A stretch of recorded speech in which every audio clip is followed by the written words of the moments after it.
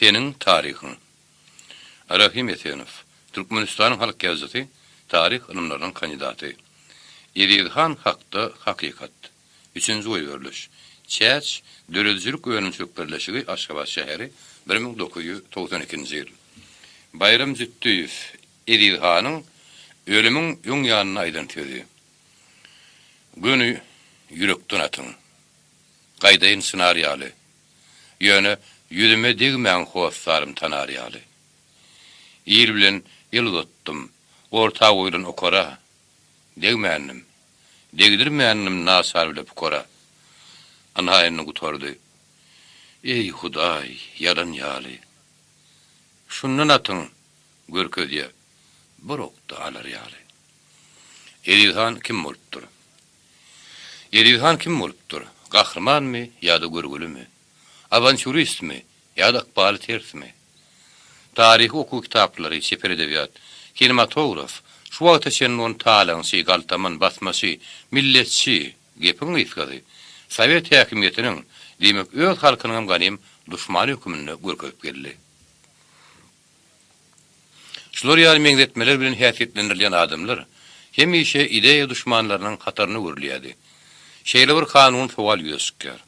Eger hakykatdanam Sowetlerin duşmany bolan bolsa, näme üçin onu bilen toprağymyzy basyp alan inglizler bilen bile hereket eden ak wadysy atypdyrlar? Näme üçin 70 ýyllarym köp wagtlap halka garşy bilen adamlarymyza duşmançylykly ähli zatlary Eridhanyň ady bilen baglanyşdyryp geldiler. Hawa ol juda gapmagarçylykly şahsiýet bolupdy. Eder özüniň ýaşan döwri ýaly, onuň şahsiýeti hem gapmagarçylyklydy.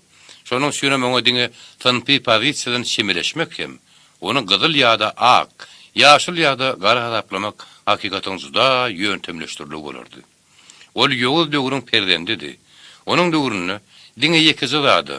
Kim bilen bilen däl bolsa, ol bide garşydyr diýen pikiri ulluk edilýärdi. Şeýlelikde Eridhan kim bolupdyr? Onuň hakyky keşfi nähili? Onuň hereketleriniň düýp manysy nämedi? Bu sowalara bir manyly jogap berip bilmersiň. Uzun moýly eginlik, bollumla süýdüne gelişip turan owadan takkally, eli arkasyna daňyly Eridhan, düýe ýaly mehnet taşlaryň etegine durdy. Gaspy tarapynyň ýuwsýan şemal, onuň agar şäkmeniniň eteklerini galgadýady. Ol ýaýdanyşyp, güýmeň samen edişip turan jellatlaryna pikir wat seredýärdi. Ak gwardiýaçylaryň bir wzwot sallaty hem olary komandirlik edýän çeçen ofiseri. Boluşlarynyň sen tutsaň näme çekleri nämeden başlajaklaryny bilmeýäni meňdiýärdi. Öz gulaslaryna ýuwuşlyk bilen bir zatlar tapşyran ofisier atylmadan ol gara ýeski bilen Eridhanyň gözüni daňmak üçin onuň ýanyna bardy. Eridhan azy gülümsiredi. Gerekdäl diýip oladymly seslendi. "Gowy siz meniň elimi söýdüň." Onna serdar aňryňda gürlüň diýdi ofisier, hanyň ýüzüne duýgudaşlyk bilen garap onuň ýerine söýdi. "Näme ýülereňde näme?" diýip olagraslyk bilen ofisieriň ýüzüne seretdi. Ol bir ýara çak bakdy. Eridhan çäkmeniniň bagzyny söýdi. Bir köýnüň ýakasyny iki ýanyna serpdi. Ondan barmagyny gursagyny edil emjeginiň üstüne dürtüp goýgardy. "Ey saldatlar, ilkinji gelekde diýenler ýalyna şu ýerden atyň." Hanyň ýüzüniň ýekizi damarym tiskinmedi. Onuň bu sözlerini bilgeçleýin gabarlan bolmakdan namyşan ýokdy. Soňra ol ofisiere tarap öwürlüdi, parahat ses bilen haýyş etdi. "Meni musulman däw bile zaýlan." Eridhanyň ýüzi bir näme agardy. Onuň petir ýaly bedelenligi, ýoň gözi ýirip durmadygym bolsa şundan soň mete ma'lum boldy. Eridhanyň özüne ýerkedip bilişine haýran galan ofisier näme jogap berjegini bilmedi. Diňe rahatsyzlyk bilen başyny atdy. Soňra bolsa soldatlara tarap öwürlüdi, ýerine salgady. Başly barat atylan tüpeň dedi, dagry düşüp ýaňlandy. Şarlaklar aýlygyň üstüne zarin ses bilen perwaz urdular. Eridhan ömrüniň en soňky minutlaryny özüne şeýle bardy. Ýöne bu arada bilýän adam gaty aldy. 60-njy ýyllarda Pravda gazetiniň Türkmenistan eseri boýunça habarçy bolup işleýärkem. Zakaspyda bolşewikler Podpolye diýen kitabym üçin material toplaýardym. Soňra şu materiallary sefer eterleriň üstüne işlemek üçin peýdalandım. Moskvanyň, Bakuň, Daşkendiň, Aşgabatyň arhivlerini dörüşdirip çykdym. Oktyabr rewolýusiýasyna hem gyrajdanlyk uruşuna gatnaşan adamlar bilen duşdum. Olaryň ýatlamalarını ýadyp aldım. Aýratynam Denikin Oswagynyň Asidami çylnaýa agentstwy, maglumat toplaýjy agentlik. Ak gwardiýaçylar kontrazvedkanyň arhiv materiallary gazykly eken. Näme üçindir Oswagyň Aşgabat arhivindäki materiallary Girlinniň Grif bilen 7 gulpyň astyna taklanyp gelýär. Onun Sovet goşunynyň merkezi döwlet arhivindäki materiallary bolsa, bir wagtlar açysan edildi. Olar bilen tanışmak üçin hiç kimden ýörüte uruhat almagyň geregi ýok. Meniň kitabymyň gol ýazmasy, oňa Türkmenistan Kompartiýasynyň merkezi komisiýasynyň ýanyndaky partiýa taryhy institut tarapyndan syýyn berilenden we talapkar senzuradan geçenden soň 1974-nji ýylda Moskwanyň Mysl neşriyat tarapyndan çap edildi. Gaty köp gydykly, şo wagt içinde türkmen okuwçysyna belli bolmadyk. Eril Hanyň hakyky keşfini açyp görkezýän faktlary şonu menden birin aýryp taşlapdyrlar. Beýle adaletçilik bilen men apansat ýaraşyp oturuvermedim. Ýön aýdylyşy ýaly, palta şuwdetyny ýumruklamakdan netije ýok. Eril Hanyň ogly Hommat Eril bilen duşmagym meniň şo wagtlar başdan geçiren agyr duýgumyň öwedini boldy. O meniň kitabymy okapdyrdy. Öz kakada hakdaky maglumatlary jekmejik eşitmek üçin men ýanyma gelipdir. Oňa kakany görmek mesir etmendir. Ol kakada atylandan ýarym ýyl soň dünýä enipdir. Meniň asasan aýdyp beren gurrunlarym homma düşün täzelikdi. Ýöne onuň öýde maňa köp gydykly zatlar gurrun berdi. Onuň şo hili gurrunlary, meniň tapan käbir dokumentlerimiň hem onuň kakadynyň döwürdeşlerinden ýazyp bolan maglumatlarynyň dogrulygyny tasdiklaýady. Arman o zatlaryň köpüsi men kitabymdan aýrylyp taşlanypdy. Eril Hanyň kakady Gurban Mehmet sapyk serdary ahalla Eýrany hem Xiwa alamançylyk edip ýören Alaman serdary hükümine tanıyadılar. Ol Herkala owasynyň bagyşy Meriş tigretinden. Ol sapyk lakamly boldy. Farslar bilen bolan söwüşlerde kelletine düşen şoň ýara ýyllaryny alpdy. Onuň Salih, Kasym Gulyk hem Eril diýen 3 tane ogly bardy. Eriliň ýüzi kündüz tepilen ýary owunjak dürtükden dolu bolan soň oňa Eril gotur diýen lakam galypdy. Bir gede Kasym Guly hyrlygyny oýnap oturka, her gedipdirdi, tüpen göçüpdir. Olam göne inesiniň ýüzüne degipdir. Herne hyrlydak peşeň okul dälle. Paýty bendeken. Ýogsa uly betbagysyny golaýmar eken. Şeýdibim Eril Hanyň ýüzi owunjak dürtük ýylynyň bolupdyr. Bu bolsa, onuň ýüzüni gaty hyýrly görkezýär eken. Eril Hanyň öýde bolsa, ýüzümizde bir nişan bolmasa bizden hem bir sapyk serdaryň ogly bolarmy diýip degişer eken. Geçen asyryň ahyrlaryna ruslar Göýektepe galasyny basyp alanlardan soň sapyk serdar öz garyndaşlary bilen tezene göçüp bardyr. Şo ýerde öý ustasy Fary bilen dostlaşypdyr. Birinji jahan uruşy başlanypdyr. Ak paşa türkmenlerini etmendir. Olary goşun uluny almandyr. Diňe meýletin türkmenlerden ibaret bolan teke polky paşa goşunyna gulluk edipdir. Söwüşler gatnaşypdyr. Ene birden häkimetler ýelki adamlaryň front ýakadan nakaty ýyly işleri üçin alynýanyny ýylan edipdirler. Döwletiň bu buýrugyny berza etmek bilen uyezd naçalniklarynyň öýleri meşgul bolupdyrlar. Yerlerde bolsa, bir işi walastnoýlar hem owa arçynlary amala aşyrtdyrlar. Ýaşyna garamazdan her 5 öýden bir adam päle alınıpdyr. Bizatlyr eken. Kimiň bijaty barsa, şolam maňlaýyndakyny görmeli bolupdyr.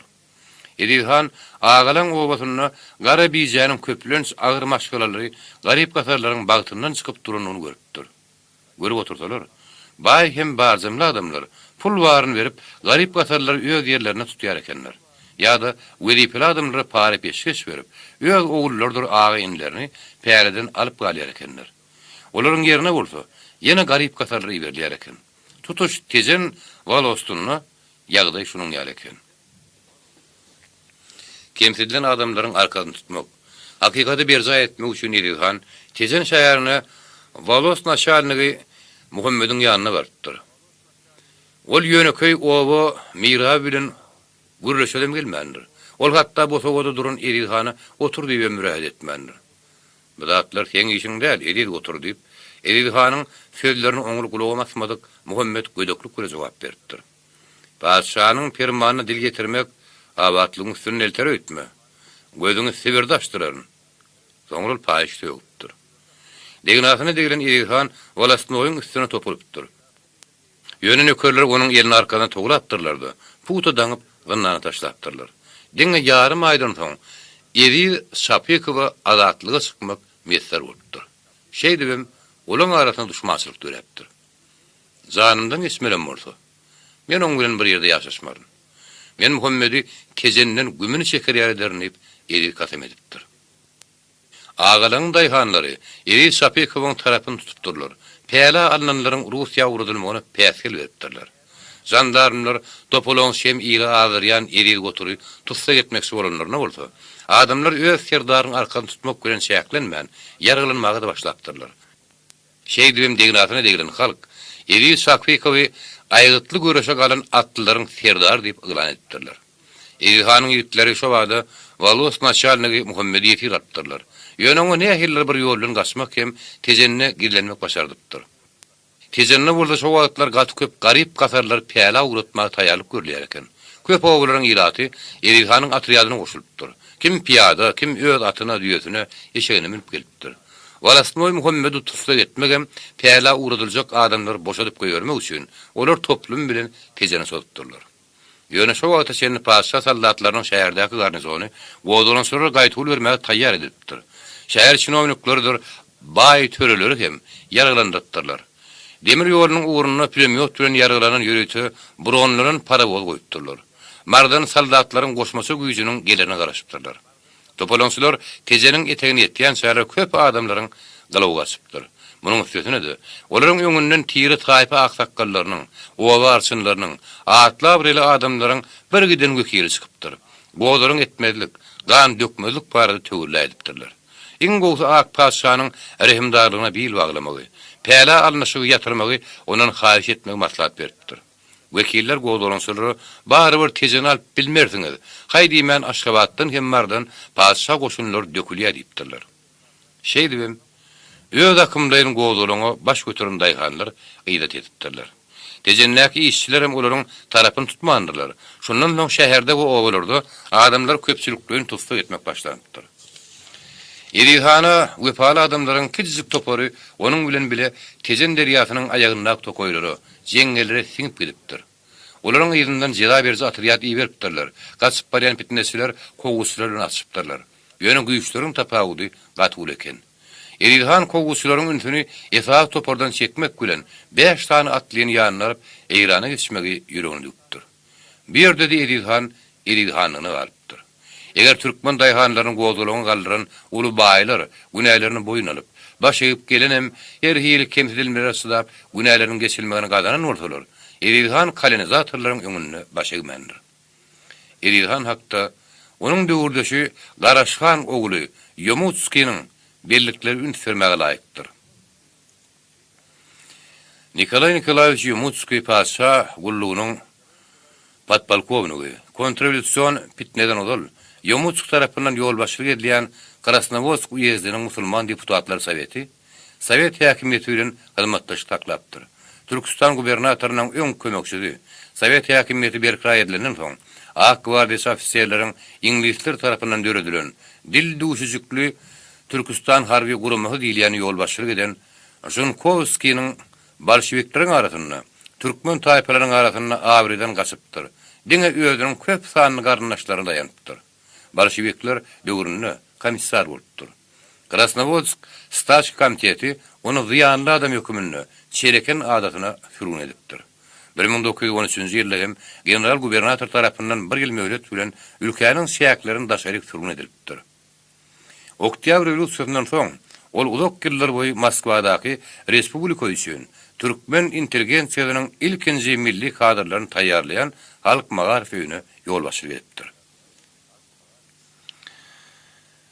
Tejen raýonuny türkmen Edirhanyň syýasy wakalaryň sagnadyna çykmagy hemmeler üçin garaşylmaz zat bolupdy. Şo wagtda şenni Edirhan hakda hiç kim hiç zat bilmeýärdi. Ol sady garyp türkmen bolupdyr. Polkovnikler Lamakynyň hemde Palşevskiň idare eden döwründe uyezd administrasiýa tarapyndan bir fiýhli ýanyryny sebäpli owadan çykyp gitmäge, administrasiýanyň ýygyrlamagynyň gizlenip Almançylary goşulmagy mejbur bolupdyr. Serget yakınındaki parf ovalarına bir fikli alaman edip durupdur. Öyle işlerken sonuçları bilen Edilhan, şu döwürün Rus hem partiýa hakimiýetleriniň adalatsızlygyna garşy protest bildiripdir. Ol beýleklerle birlikde Türkmen ilatynyň öz kalbyna gizlin formada saklayan protestini aňladyjy adam bolupdyr. Edilhan ýene de öz mehriban toprağyna duşmak umydy bilen Fary üçiniň ogly Gyzyl hem beýlek pikirdeş ýollaşlaryň aýrylyşýar. Ýöne bu duşluk fevral rewolýusiýanyň soň bolup geçer. Bu arada habary Edilhan Owganystanyna gelip ýörkäýişdir. İl arasynda gurrungy görä. Şu ýerde Edilhan Türkistanyňky sarizma garşy goýdolançylyk hereketiniň ýol başlarynyň biri. Öýdi ýol topalaňçy Cüneyt Han bilen ilkinji gelek duşupdyr. Cüneyt Han hem Owganystana Rus padşahynyň hyzmatkar gullarynyň ýygyrlamagyndan gizlenip ýörneken. Hamala Cüneyt Han Edilhana täsir edilmiş. Onun şahsiýetiniň kemale gelmegine aýgatlyjy rol oýnanmış diýen gurrunlar bar. Ödüme olan haýsynyň beýleksine täsir edenligini sürtkede gaýdyp biljekdir. Belki tersine bolandyr. Şo wagtlar için Edilhan ödünün kimdigini tanadan adam bolupdyr. O ýaşynyň tejenini terdarankydan uly bolanyna garamazdan Cüneyt Hanyň oňa aýgatlyjy täsir edenligi gaty gumanym kadýan. Halk arasynda şeýler gaýet bar. Edil hakda ozalym. Köpeşlip ýören Cüneyt Han ony ilkinji gedek görenini oňa göwnündäkin ýaňladyp şeýle diýilmiş. Serdar, seniň nähili gowy ýaragyň bar eken? Doňyň gowy eken. Kelpegiň hasam azab eken. Edilhan onuň näme diýjek bolýanyny düşünüpdir. Ýöntetini çykarmandyr. Soňky gedek duşanlaryň tejenini Serdar Cüneyt Hanyň ýanyna sowgatly gelipdir. Ol özüniň inglis mauzerini hem, kazak karabinini hem gysganmandyr. Eginnäki agar şäk menden gysganmandyr. Ýo hanam birdar bolup galmandyr. Olam tejenli hany kümüş uýunly ýomut atyny beripdir. Telpeňe dölmediň öýdýänni Cüneyt Han möňtüren bolmuş. Ýa-da düşünmediňmi? Cüneyt Han möňtüren bolupdyr. Telpeň maňa beýlek zatlardan has gowy ýaraýady. Telpek özümiň kanagy diýip Edilhan gawa telpegini maňlaryny hüjüp sowap berilmiş. O men kellämiň bedeli. Telpegim mersem, ertir sen men kellämi dilersiň. Kelläm bolsa diňe telpegim bilen bir alyp bilersiň. Cüneyt Han sıparrak murtunyň astyndan salaja gülümsürenmişin. Ve tejenine Serdar bilen oýna derýärler. Ol synagdan hemde geçdi. Ak paşa ýykylandan soň Edilhan ýene tejeni doranyp gelipdir. O döwür Türkistanyň iki hakimiýetligini dowam edýän döwürdü. Tejeni de ýagdaý şeýledi. Eserlerden hem menşeviklerden ibaret deputatlar soweti hem öz hakimliğini ýüretsek bolýardy. Komissarlardyr militsionerleriň geýimini geýen düýünki paşa çinownykları, uyezd, volast naçarniklary, pristavlardyr olaryň kömekçileri öz hakimligini ýüretsek bolup saň edýärdiler.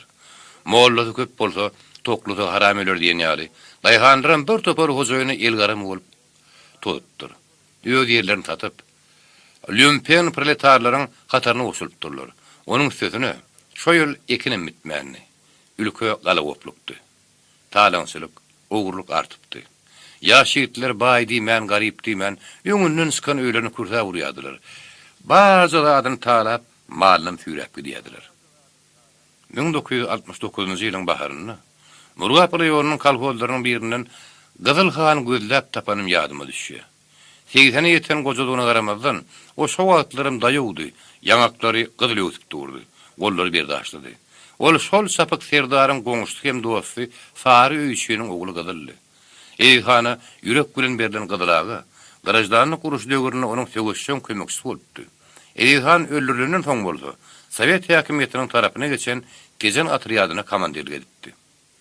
Gyzylhan barıp şo wagtlar, ýani oktýabrdan ozal göresizliğiniň şöhratyny gazanan, öz halkynyň adatly uğruna aty çykan adam diýilip tanylan Edilhan hakda köp zatlar gurrunlardy. Tire aksakallary, mollalar, baýlar, daýhanlar tejen ilatynyň geňeşini Edilhanyň nökerlere baş bolmagy haýy edipdirler. Okruň iň uly işany oňa il günüň rahatlygyny bolýan talaňçylara garşy göreşmek üçin pata beripdir. Her owadan 2 tane atlyny Edilhanyň nöker edip beripdirler. Şeýlelikde 50 tane ýaragyny nöker ýygnapdyr. Olar Serdarlyk diýen eridi bolsa, şondan soň Han atlanyp başlapdyrlar. İngiliz razvedka bilen asnaşykly hyzmatdaşlyk taklan Zunkovski Tezenini Edilhan hakik hanel. Türkmenler öýlerini değişti däl at bilen bereme halaýarlar diýip öz hojaýynlaryna habar berdiler. Gadaply ýöne adalatly adam bolan Edilhanyň aýytly hereketleri oňa meşgullyk getiripdir. Onuň atryady tezen okrugyny talaňçylygyň tepeden okapdyr. Ýöne obarda ýunksy açlyk dowam edipdir. Çörek tapylmandyr. Russiýadan hem Daşkentden adyk getirilmändir. Yerli resurslar bilen oňut etmeli bolupdyr. Halkyň sıkkyndy ýagdaýdadygyny gören Edilhan, baýlaryň artyk gallasyny elinden alyp, daýhanyny paýlap başlapdyr. Onuň aýagyndan hemme ýere ardy çykypdyrlar. Ýöne sada adamlar, merwan halkynyň adatlygyny ardy edýän batyr ýigitler, Edilhanyň töwrügini ýüşüp başlapdyrlar. Olar Edilhanyň amala aşyrýan işlerini halkyň adatlygyny eltip biljek dogry ýol hadaplapdyrlar. Edilhan öz ýerdeşlerinem, pikirdeşlerinem töwrügini jemläpdir. Uyez komissarynyň başçylygyna Edilhany garşy çykýan baýlaryň toparlanyşynyň ihtilegini tersine, halk Edilhany tejen deputatlar soweti bilen goşulşan Türkmen Valost Ispalnitel komitetiniň başlygy edip saýlapdyr. Halktan çykan serdaryň şöhratynyň artmagy barlyk atlaklaryň gonjuna gor goýupdyr. Gaýratynam towtamyşly baýlarda bassaçlyk duýgusyny güýçlendiripdir. Beýle ýagdaý tireler arasyndaky duşmançylygy özükdiripdir. Bir gezek towtamyşlar Edilhanyň ýoklugynyň peýdalanyp onuň atryadynyň tejenli galyn toparynyň üstüne çökdürler. Onu yarasyzlandyrypdyrlar.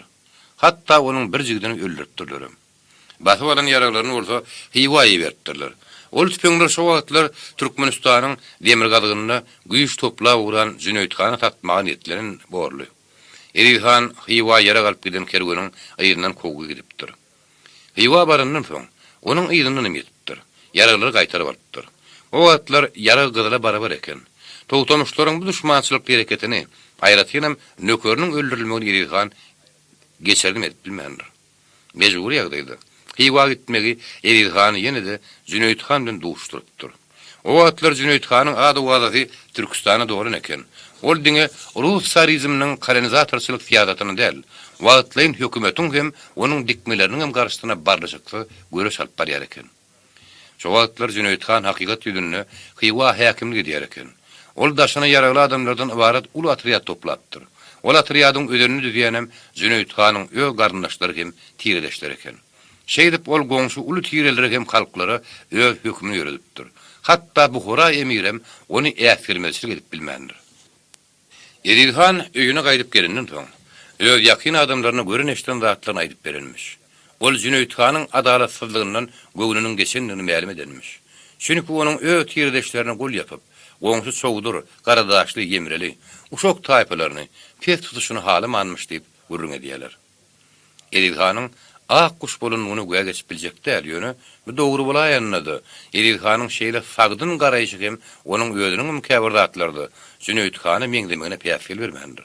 Emma bir de Edilhanyň ir arasyndaky meşhurlygyny ullukan pete gaçyryp bilmendir. Ondan Edilhanyň döwürleşleriň ýazgylary ir arasyndaky riwayatlaryň birin-tiginiň hakdygyny tasdikleýär. Agdarlyşykdan fevral burjuwa rewolýusiýasynyň soňky emregelen häkimiýetsizlik döwründe Edilhan hiç kim garaşman urka öýdýäri bir topar nägili türkmenlerden kiçirek atryat töretdi. Ötejeniň taf hemme ýerini ernal oturuverdi diýip garaşhan ogly Yomutski edýär. Ol hem Rus çinowniklarynyň hem yerli ilatdan ibaret bolan ýöňki administrasiýanyň garşyna, şonuň bilen birlikde padşah zamanyny halk köpsüligini edip gelen käbir belli türkmenleriň garşyna göreş alyp bardy. Misal üçin ol Saraýat raýonuna çolanyny ýeli belli Meňlihany, onuň ogly Babahany hem beýlekler öldüripdir. Şo wagtky häkimet başynda duran wagtlaryň hökümetiň wekilleri Edilhanyň atryadyna we onuň hereketlerine üns bilen teredýärdiler. Olar şol bir wagtyň özünde heme Edilhan bilen ülpetdiren bolýardylar. Heme muny şemelerine salmagy hem ýok etmäge zan edýärdiler. Özüniň sowatsyzlygyny hem dolanlaş işlerini tejribesinden aramazdan. Zanny guzurly hem talantly adam bolan Edilhan öz ýanyna ştab ýaly bir zat döretdi. Öz atryadyna tertip düzgün ýoly goýma başardy hem belli bir plan boýunça hereket etdi. Iki tir arasyndaky baýlar hem daýhanlar hem öz içine alan düşmançylyk Oktyabr rewolýusiýasynyň soňam galmandy. Tejenne Sovet häkimiyeti ılan edilenen soň eser menşevik deputatlar Sowetinne ullokan ütgen zat bolmandyr. Deputatlar Soweti däli lakamlanan Ağa Hanjaýew atryat düzmekli tapşyrdyr. Ol towtamuşlaryň serdaryndan biri bolupdyr. Elihanyň jigidini öldüren Ağa däliniň nökerleri eken. İlki başta 9 adamdan ibaret bolan şaratriýada Bayram Galtaman hem ýadyrypdyr. Olam Galtaman lakamyny ýöne ýere alan bolmaly. Şeýlelikde Elihanyň halkyň erki bilen döredilen atryadyndan başga deputatlar Sowetiniň görkezmesi bilen döredilen ýene de bir Gyzyl gwardiýaçylar atryady diýilýän atryad peýda bolupdyr. Ol atryadym esasan demir ýol hem şäher şinownyklarynyn bary eken. Atryada köplenç Rus iratynyň bolan adamlar, ýagny köne padşa administrasiýasyndan bolan eserler hem menşevikler giripdir. Bir-birine düşmançylykly terdarlary hatta oktyabr ideýalary ýaraşdyryp bilmändir. Türkmenistana garajdanlyk guruşuna ýeşeňir gatnaşan Lavrikov, Elihhan bilen Ağa däliniň arasyndaky düşmançylygy tire agdaraçylyk tadyna dören zat gadaplyar. Gyzyl Sarif hem ikatriýadyň arasyndaky düşmançylygyň gowşumanyny tasdiklemek bilen olaryň serdarlaryň arasyndaky jetligiň düýp sebäbiniň diňe menmenliginden Birek-birekden ayrılmak duýgusyna zydawyny berenliginden ibaratdygyny aýdypdy. Bir gyzyl komissar tejene gelenni. Onuň goşa gorgun diýen ýerde Elihhan bilen duşandygyny. Ol komissara hemme kişiniň sarjy komissar diýendigini, ýöne onuň şyn adyny ýadyndan çykarandygyny Gydylhan gurrun berdi. Öýdem şu komissar iki derdaryň arasynda gatnaşyň gowy däldi sebäpli ýynjylman gelen boldy. Ol Elihanyň "Sen näme üçin Ağa däldi oňşoňok?" diýip sorapdyr. Elihanyň "Men Ağa däliniň adamlarynyň elinden ölün jigitlerimiň arnylmaly" jogap beripdir. Ağa däl Hanjaýew şu wagtlar içinde Elihanyň jigitleriniň diňe bir ýeriniň garnyna galyp oňmadyk boldy. Elbetde Elihanyň aquş bolmandyr. Onuň elinden hem az adam ölmändir. Ödem olaryň hemmeti Sowet häkimiýetiniň tarapdarlaryny däl eken. Taryhy edebiýat Elihanyň hereketlerini esasan sınpi behbitlerden gelip çykýan ideýa düşmançylyk hükümine garap geldi. Totalitarizm durgunluk ýyllaryna bir şeýle diýip tasdikleýärdik. Meniň özümem Zakaspida bolşewikler Podpolye diýen kitabymda Elihana köp sahypa bagyşlapdym. Onu belli derejede şeýle adam edip görkezdim. Elihanyň rewolusiýanyň oýnan roluny şu hili garaýş hemmeler tarapyndan kabul edilen resmi garaýş hasap edilýärdi. Hemme tarihçilerdir, edebiýatçylarym şondan uralýardylar. Mysal üçin, meşhur bir tarihçi alymyň işini Elihhan şeýle suratlandyrýar. Eri Sapekov tezen uýezine baryp Tomsy 1917-nji ýyl duranyp gelipdi. 1916-njy ýylda halkyň öňünde görkezgen hyzmatlaryny perde edip, bir awanturist öz arkasynda duran feodal klerikal elementleriň gollawynyň peýdalanyp, Tezen rayon Türkmen İsparnitel Komitetiniň ýol başçylygyny öz ýerine aldy. We Tezen derýasynyň aýagyna hut özüniň ýarym garaşly feodal häkimligini döretmek ýoluna düşdi. Wagtlyň hökümetiň organlary onuň işine ýol bermejek bolup synandylar, emma beýle etmek başarmadylar. Däwä şu wagtlar feodal klerikal arlygy uýun ýygygalyk Tezen daýhanlarynyň bir bölegi Elihhan gollaýardy. Urganlaryň gollawyndan giň peýdalanmak bilen Elihhan hakykat ýüzüne özüniň baýlaryň dikmesligine garamazdan Tejeniň ýygygalyk daýhanlarynyň arasyna awry kazanmak başarypdy. Ýöne onuň despotik hokkulary baýlaryň bir böleginiň hem Uýez Türkmen İsparnitel Komitetine ornaşan türkmen jeritleriniň onuň daşlaşmagyna sebäp boldy. Meniň bir mysal getirin diýerlerim, olaryň awtorlarynyň Elihanyň daýhanlarynyň arasynda her neçe bolsa Epesli abrinin bardygyny boyun almagy mejburlygyna garamazdan göz görteli tendensiýoz mana ýyp durýar. Şonda da awtor hiç bir sınnaky tutnama ynanyzy delil getirmezden öz pikirini ýylyň başyna dakjak bolýar. Ol Elihanyň ruhuny petertjek, ona abreden gaçyrjak bolup, diňe gözer alaýjy boş sözleri, teýinli jümleler ýolunýar. Boğazyn ýyrtara getirip gyýrýar. Ol faktlary şeýlan zatlyk bilen çepbetine çöwürýär. Elihhan babatda demagog, awanturist diýen ýaly meňzetmeleri dannowy gaýtylýar. Onuň pikiriçe, eger daýhanlar öz serdarlaryny gollaýan bolsalar, olar ýygygalykmyş, boş wagdary bilen ýoldan çykarlanmyş. Eger serdarın halkın arasynda awry bar bolsa, onuň hükman bir immazy bolmalymyş. Kamala Ilhan şöhret parazmyş. Hut özüniň feodal häkimligini döretmek bardy ardy edýärmiş. After Ilhanyk çelçek bolup, islemese de onu arşa götürýär. Onuň hakykat ýüzünde tutuş halk tarapyndan ýydagalak taýhanlar, feodal klerikal elementler, ruhanlar, baýlaryň hem türkmen jeritleriniň bir bölegi ýene de baýlaryň bir topar tarapyndan gollanynyny boýun alýar. Şunun ýaly halk köpçüliginiň gollagundan, hormat ýylaryndan peýdaran bilseň başga näme gerek? Ondan näme üçin halk arasynda şeýle uly awry bolan şahsiýet han bolmaly elmiş. Bir topar taryhy işlerde Ilhany ýönkülen itaady güne onuň aklarsy hem gyzyllarsy, bolşewiklersi hem menşewiklersi ýö garaşsyz hanlygyny döretmek barada arzu edenini ýertirdiler. Haýsy bir han şu wagtlar şeýle häkimlik hakda arzu etmedik diýen sowal ýüzesýär. Eger şunyň nazaratynyň teredeninde de bir de günäler ýardat ýok. Biziň ümmülmez ýurdumyzy ýöz başdakly kumar gurşa barly. Ol köp sanly ýöz başdak, garaşly döwletlere bölünýär. Şolaryň hem käbiriniň territoriýasy Ilhanyň gurmak isleýän tejen ýa-da marhanlygynyň uly däl. Käbirleriň pikiriçe Ilhan marksistik pozisiýan tutup, tejen hanlygyndan kommunizm gurmakly ýylan eden bolsa, tüz bolajak zatmyş. Bir de hiç kimi günäler ýarlar. Biziň garaşlarymyzy zamananyň urugy kefitläpdi. O ýöz pikirimizden ýokary göterilmek biziň köpüýimizi başartmandy. Şu sebäpli tarih ilmi, onuň ýedi bilen bolsa şeper edebiýat sanpet teoriýadan uralmak bilen Ilhanyň şahsiýetine baha bermekde bir toparlaýandygy, hatda adalatsyzlyga ýol beripdi. Bir o hakda diňe erbetligin gurrun etdik. Onu diňe gara reňkde gözüňe getirdik. Onu ö halkynyň ganym düşmana atlap geldik. Sovet häkimiýetini ikrar eden, başda onuň anamyna giren, öz ýigitleriniň Sovet komandowanyýasynyň söwüş tabşyrlyklaryny bir zaýdan Ilhan nädip aklaň sapyna goşuldyka. Ilhanyň saýlan ýoly. Maňa şu döwrüň wakalaryny gözü bilen gören Ivan Vasilyevich Bukharin köýlen bir näçe wedek duşmak mesler boldy. Ol Ilhanyň Sovet häkimiýetine bolan gatnaşygyna käte şu wagtlar bolup geçen tütänleriň wakalardyr. Faktlarym täsir edipdi diýip adaplaýar. Sebäbi döwür sırlaryndadyr. Gapmagarçylykly wakalardan doludy. Ivan Vasilyevich 1918-nji ýylyň maýynda Gyzyl Goşun atriadynyň komandiri Stepanowyň ýara galmak üçin Guşka gelinini gurrun berdi.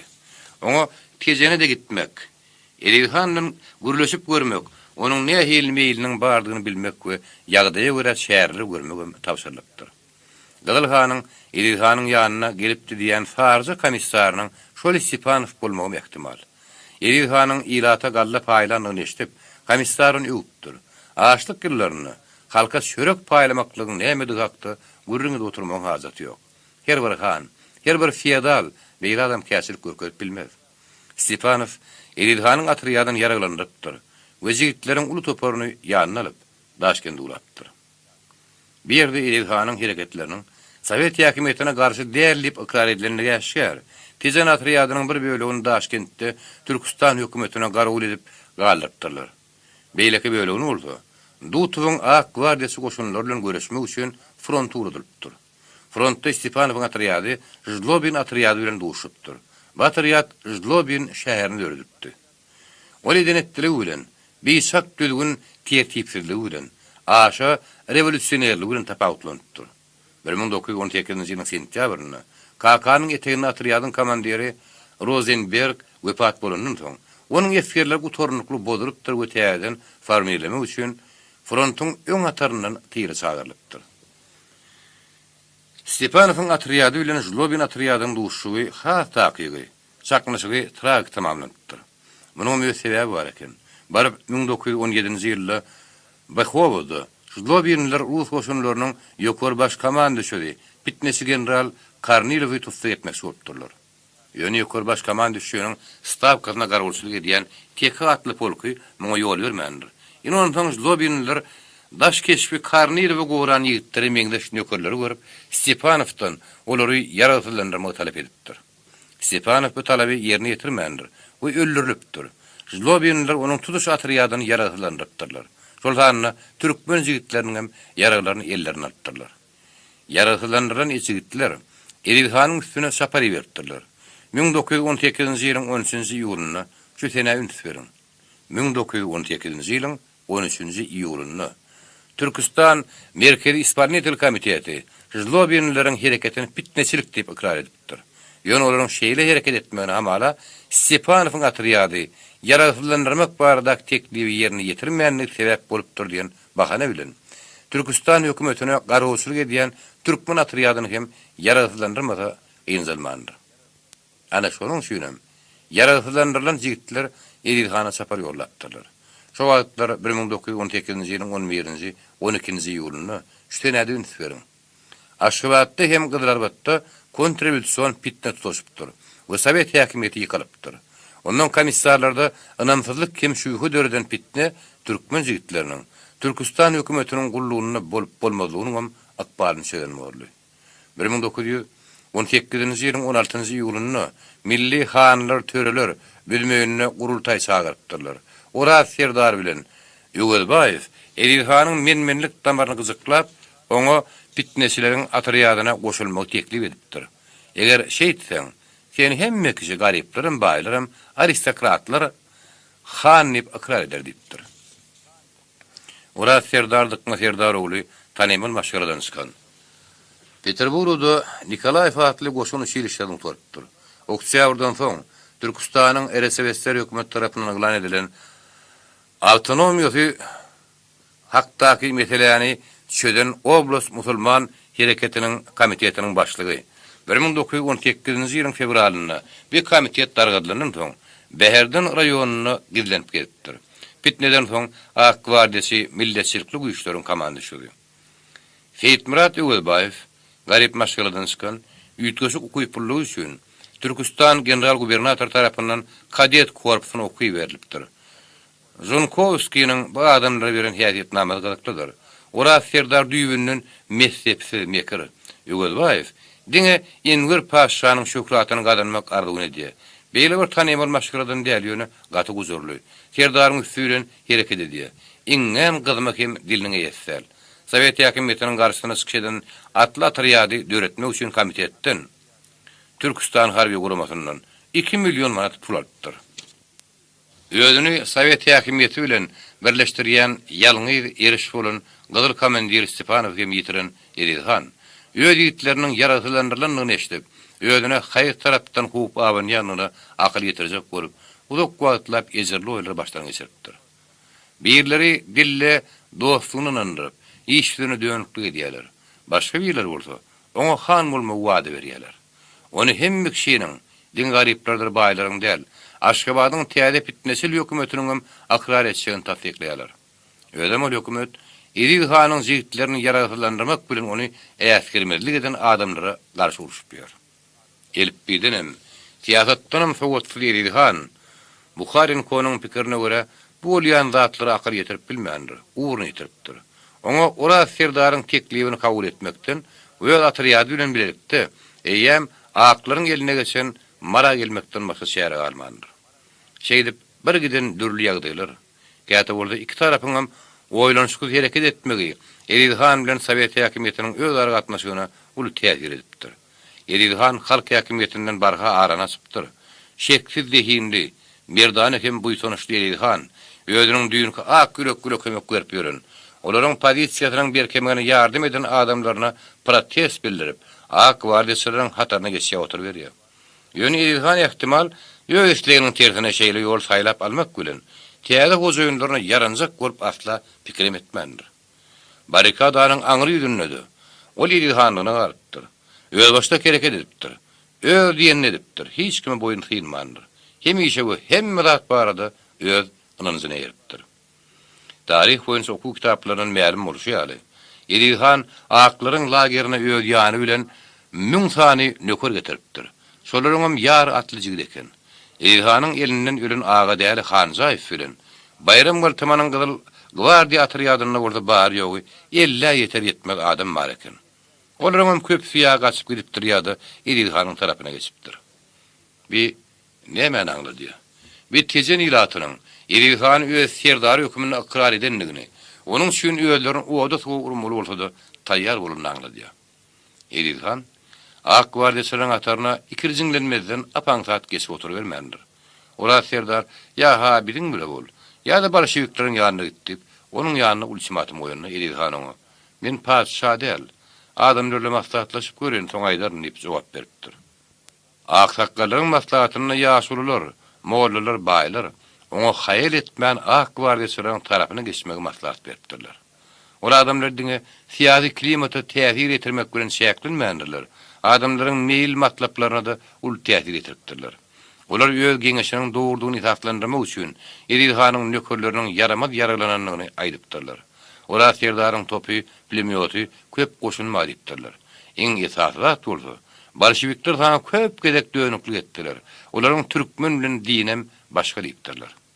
Ola Serdar hem oň arkasynda duran inglizler Edilhan öýleriniň erkin sadyklyk we körekörlük bilen berza edip öýdüp pikir etdiler. Ýöne olaň bir tamas çykmandyr.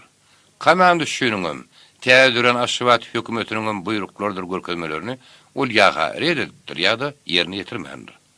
Batym Edilhan bilen Ora Serdaryň meýaşynyň bişişmejegini aýan bolýar. Edilhan Ora Serdaryň nökerleriniň ýylatyň gallasyny hem beýleki adyk öňlerini elinden alýanlygyny bilip örgökden gelýär. Halkyň buğdaýyny elinden alma diýip, kaman düşünüň, ertir özüne de daýhanlar talimy buyurjakdygyny bilen Edilhan aýdypdyr. Olar açlygyndan öläýmeler ahyry. Öz halkyny talajak bolsaň, uruşup ýörmegem geregi ýok. Meniň goşuna ýydirmäge adym ýok diýip Ora Serdaryň girrege har gelipdir. Meniň adamlaryma sen öz buğdaýyň beräýäsiň ýok. Oň ýaly bolsa mun şo ýal ýagyny ýylyňy tirkäp ýörmäň näme diýip Edilhan jogabyny beripdir. Edilhanyň sowetler wagtynda halka galla paýlap, özüne bolda şunuň ýaly agyr ýagy diýekem, zat bermänlik üçin Ora Serdaryň içinde kitugan bolmakdyr. Edilhan hakykatdan öz şörew bilen Ak Gwardiýasy leşkerleri eklemek islemendir. Şeýdibem. Iki Serdar oňuşmandyr. Edilhan gylmary gidip ýaraga ýapyşypdyr. Ora Serdar öz garawullaryny kömege çagyrdypdyr. Ýöne olaryň arasynda düşüpdirler. Saklaşykdan soň ora bir-birini halymandyr. Iki arada düşmançylyk döräpdir. Bu düşmançylyk üçin sebäp ýeterlik bolupdyr. Tanymar hem baý nebereden bolan general Ora Serdar tötänlen han bolup oturuveren garamayak mirap Edil oturup göwnetmesi gelipdir. Arakdan neşeden habarsyz Edilhan hemişe agdyndan aragyty aňkap turan Ora Serdary görünne zynatlanıpdyr.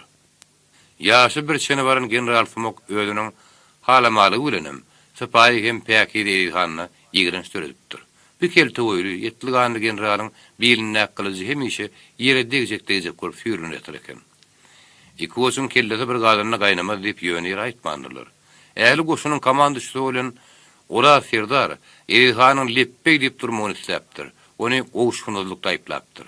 Onuň pikiriçe, Edilhanyň jigitleri hem ýürek bilen ahlak bilen gulluk etmeýärmiş. Sowet goşunlaryna garşy geçirilýän operasiýalara gatnaşmakdan boyun togurýarmy. Edilhanyň türkmen atly atrýady düşmanyň arkasyndan uluklara aýlanyp razvedka geçirdi. Ýöne bir iş gaty gowşuk kim netijesi geçirildi diýip Ak Gwardiýasynyň komandantyna iýerilen maglumat aýdylýar. 1918-nji ýylyň 10-njy awgustunda ingliz interventleri artygyň ýanyna sergetden geçip Bayramalynyň eteginde Sowet goşunlary bilen söwüşe girenlerini Edilhan öz nökerlerini Ak Gwardiýasynyň polisiýaryna aýryp agaraňa çekilýär. Şo ýerde onuň ýokdan bar edip töşitlen buğdaý bar eken. Ol frontdan hem eli boş gitmendir. Öz atryadyny ýara gülüpçün edipdir. Bir pulemyot bilen bir artilleriýa topyny ekidipdir. Edilhany ýene ejirli oýlanmalar öz girdabyna alypdyr. Kimiň tarapyny tutmaly? Bolşewikleriň ýanyna gitmelimi? Ora Serdaryň ýanyndan ol öz nökerlerini okun aslynda galdyrmajak bolup gaýdypdyr. Ikat tepşer arasynda eşe görýärdi gelmendir. Munyň üstüne inglizleriň bir ýersi sürüp gelmesi näme? Ýonky gelmejekler. Sarydym bilen onuň ketgulary azmady. Bolşewikleriň ýerine gelen aşwat häkimleriniň olardan näme gowlugy bar? Doňuzyň agy näme, garasy näme? Bar bir doňuz dälmi? Edilhan başa gelenini göre bermeli bolar diýen pikire gelýär. Häzir şu bolsa, öz buğdaýyna berk bolmagy. Gydyrlarym, aklaram, inglizlerim agalaňa goý bermezligi ýüregine duýýar.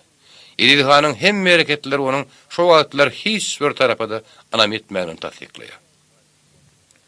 Frontda bolsa gan dökşüklü söýüşler dowam edipdir. Şol döküşleriň gidişinde ola serdaryň ýygyny düşen türkmenler köp kyrlypdyr. Aklaryň hökümeti goşun gullugyna alynan düýünki daýhanlary ýöňdäki pozisiýary beripdir. Harby düzgün dam öwredilmedik. Rengdar milli donly, gara telpekli türkmenler gazyl eskerler üçin umut nişany bolupdyr. Olar telpegini akopdan çykardyk we patladyp urupdyrlar. Şeýdip gaty köp türkmen öldü diýip şo wakalary gözü bilen gören leýin ýatlaýar. Tehranyň bu sonuçly, pek yürekli, ananyň oğullary, Tehranyň ritsarlary, awanturistlaryň bir toporjugynyň fiýady pyrrlagy sebäpli bir güne wefat boldylar. Akwardiýaçylaryň hem inglisleriň birleşen güýçleri, gadalaryň puta berkilen pozisiýaryny alyp bilmän, kakadan 2 ýyllyk ýer çekilipdirler. Sovet komandowynyň eline ýöl goşunlaryň tyryny, ýagny agalaňda akwardiýaçylaryň pozisiýalaryny taşlap goýdan Edilhanyň atryadynyň bardygy hakdaky maglumat bar eken. Ýöne olar Edilhanyň näme niýetiniň bardygyny bilmändirler. Iň kyn purdotda ýölleriň arkasyndan zarba urar edip howat elenipdirler. Şonuň üçin Zakaspi frontunyň komandowyny iki atryadyn Barisa Glebow hem Mar atriyatlarynyň güýjü bilen Edilhanyň atryadını agaraňdan urup çykarmagy, takygy, derbi dagyn etmegi ýüreginde uyar. Ýöne Sovet komandowyny şeýle karara gelmeden ol. Edilhanyň näme üçin aklaryň arasynda dälli, dogduk owasyny dugynyň sebäbini göz ýetirjek bolubum alary galmandyr. Sovet komandowyny hatda gan dökmeden ýeňiş galanmak hakda pikir etmändir. Edilhanyň näradylygynyň ikirjemeleriniň düýüp çeşmelerine sebäpleri düşünjek bolmandyr. Eger Sovet komandowyny gydyl komissar Stepanowyň görülesine ýerip, agaraňa paraçylykly delegasiýa beren bolsady, ähtimal Edilhan gydyldan tarapyna geçdi geçerdi. Asly daýhan urun Edilhanyň urşady gelip durmandyr. Ol bimaksat kan dökmejek bolup, aklaryň ýanyndan gaýdyp durakry. Men Gazylaga Sarifden näme üçin Edilhanyň nökerleri Sovet atryatları bilen söýüşe giripdir diýip soralandy. Ol Edilhanyň ilki asla hiç kim bilen uruşmak niýetiniň bolmanyny aýtdy. Bizdiňi gorunok, biziň üstümize geldiler. Bize murra gaýtyp berdik. Düşman bilen düşman ýaram bolmaýar da diýdi. Ol Edilhanyň ağa däli Hanzaýewy, Bayram Galtaman we beýleki pidalaryny öldürmeginiň sebäbini şeýle düşündirdi. Gadylhan adamlaryň ölüm hakda bolaýmaly zat ýaly gurrun berýär. Uruş bolýar, düşmanam düşman bolýar. Ýigit hökman öz düşmanyny öldüräýmeli. Sen onu öldürmeseň o seni öldürecek. Eger kedeki ýurtlar bilen uruşulýan bolsa, senin ojoňa gan saýkap ýugurdyňy erkinligini basып almagy gelen basbarjylar bilen uruşulýan bolsa, Gadylhanyň söýlerine hädisi de boljak. Ýönünde hak gan dökülmegi. Aslana grajdanlyk kursu diýen zat adam käslige ýan zatmy? Emiri bilen ýagdaýyň emri bilen bir halk, bir taýpa, bir tire, barrikadanyň dürli tarapyna gardy bir kowahada laýyk zatmy? Ýeri. İki ýylleşiň, iki tane daýhan oğlunyň Eri Sapikowyň ağa Hanzaýewyň paýlaşyp bilmeýän zady näme diýen soragy ýösükler. Dogun-dogunu gyrmagy mezur edýän gyrgynçylykly uruş elhens tragediýasy. Akmakçylyk hem şundan ibaret. Elhens bitbagçylygyň üstünden elten totalitar sistemanyň geçmişden alan mirasynyň nowsany hem şundan ibaret. Totalitar sistemi uzak ýyllar boýy hanlaryň hem baýlaryň, milli burjuwaziýanyň, milletin gül bolan intelligensiýanyň, toňry bolsa kulakçylyga çekilen milyon we milyon orta daýhanlaryň edil öýdümi diýäli adamlar bolanyny gizlejek bolup eline gelen edip geldi. Olaň başarylaryň biriňkiden pesärligini, watany bizden pes söýmeýänligini, wagtda bizden pes alada etmeýänini gizläp geldi. Ol adamlar halk düşmany atlanyrly. Eger Sovet komandowyny parafatlyk, sowukkanlyk, şeýlik görkezden bolsady, Zakaspide köp gad döküşüklikden tapmak boljak eken. Şonu ähtimal Edilhanyň rewolýusiýanyň bekbegi üçin gorap saklamak bolardy. Ýüzlerçe ýaş şehitleriň ömür tanapy gyrylmazdy. Köp sanyna gyzyl eskerlerim. Şol sanyna Barisa Glebow atryadynyň komandiri Matveyenko da helak bolmazdy. Olar Edilhanyň garşysyna geçirilen paýgasy operasiýada helak bolupdylar. Bu soňra Edilhanyň üstüne ýetadi günah hökmüne ýüklenipdi. Soňra Zakaspi frontunyň rewolýusiýon harby soветine ýol başçylyk eden Revolüsiýadan odal tejenine ýaşan we Edilhan tanayan Paskuski Gadalların ýygy çekilmeginiň 1918-nji ýylyň oktýabryň ahyryna Sowet goşunlary tejeni hem tutuşmar owasyny taşlap gitmäge mejbur boldy. Sebäplerini çentikip, Gadalların atryatlarynyň Edilhanyň garşysyny geçiren operasiýasyna goýuberin ýalňyşlyk hökümine baha beripdir. Nikolay Antonovich agalaryň üstüne hüjüm etmän gepleşdir geçirmek üçin o ýere paraşylykly delegasiýa bermeli ekenini baha beripdir. Diýerlerini diýip manysyny gözetirmek üçin şo günlerde bolup geçen wakalary göz öňüne getirip görelim. Türkmenistan esseriniň taryhyna şeýle diýilýär. 15-nji oktýabra geçilýän gize İngiliz komandowaty Edil Şapikowyň bandasyny İngiliz ýykgynçylar bilen birlikde Tejen stansiýasyna taşlady. Şapikow sürür hem interventler Tejen şäheriniň ýartyny ýandyrdylar. Operat ilaty wagşylyk bilen jidalandyrdylar. Ýöne awtor näme üçin hiç bir çeşme harlanmaýar. Bir ýyly äşkär edilen fakty menem öýdümiň Zakaspide Bolşewikler Patpoliýa kitabynda peýdarandypdym. Şonda men Edilhan duşoň etegine gadarlaryň söwüşe girdi. Ýöne olar 60 goly öle adam ýetişekdiler diýip tatyklatdym. Gynantagam. Men bu fakty gaty şüýkeli, belki juda tendensiýoz çeşme harlanıp getiripdim. Men başga hiç bir yerden şu getirilen faanlar tasdiklama tapmadım ve her olaryň dogrulygy menne uluşugy dörediýär. Beri şu üçin esas ýogum der.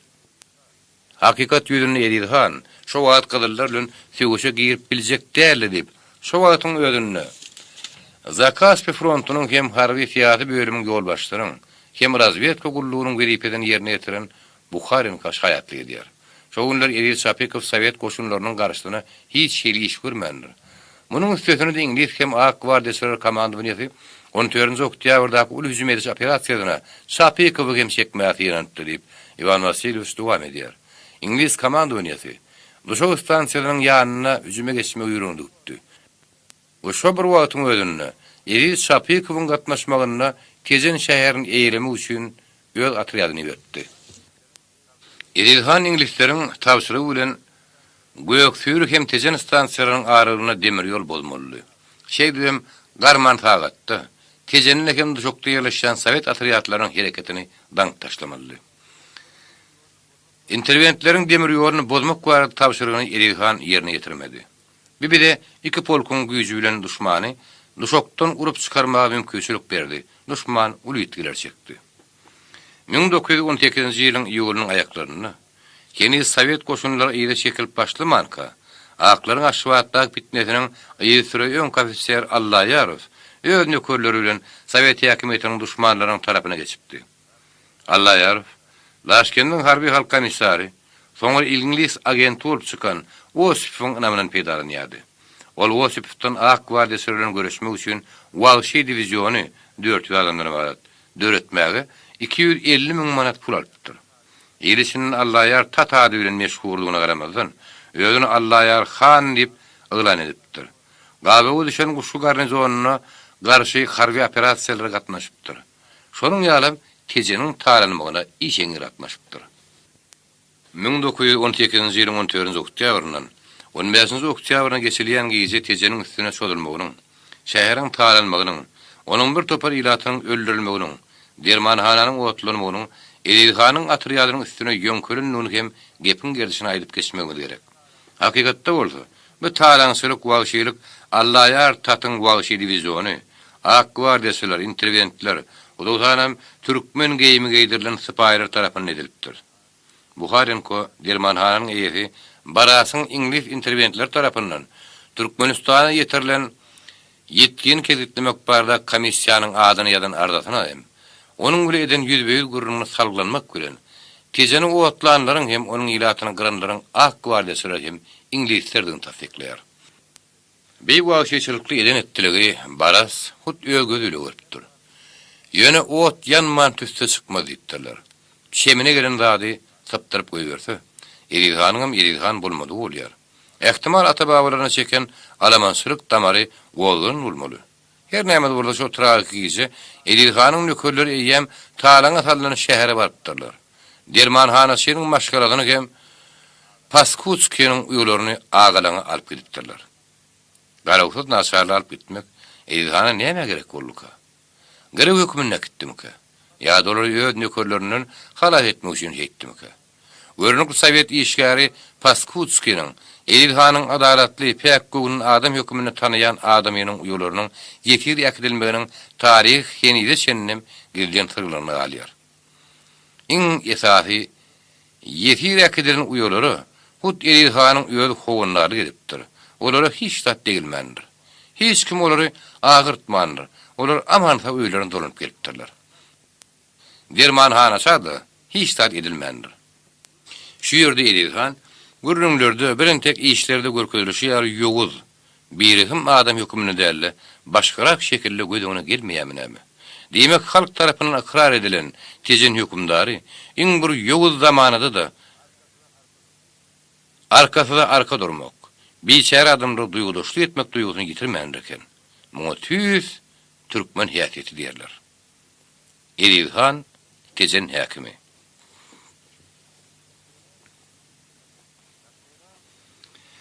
Takmiran 1918-nji ýylyň güýdünde Zakaspiýanyň halky Funtukowyň wagtly ispanitel komiteti diýilýän Aşgabat hökümetiniň galyplyk perdehidigine.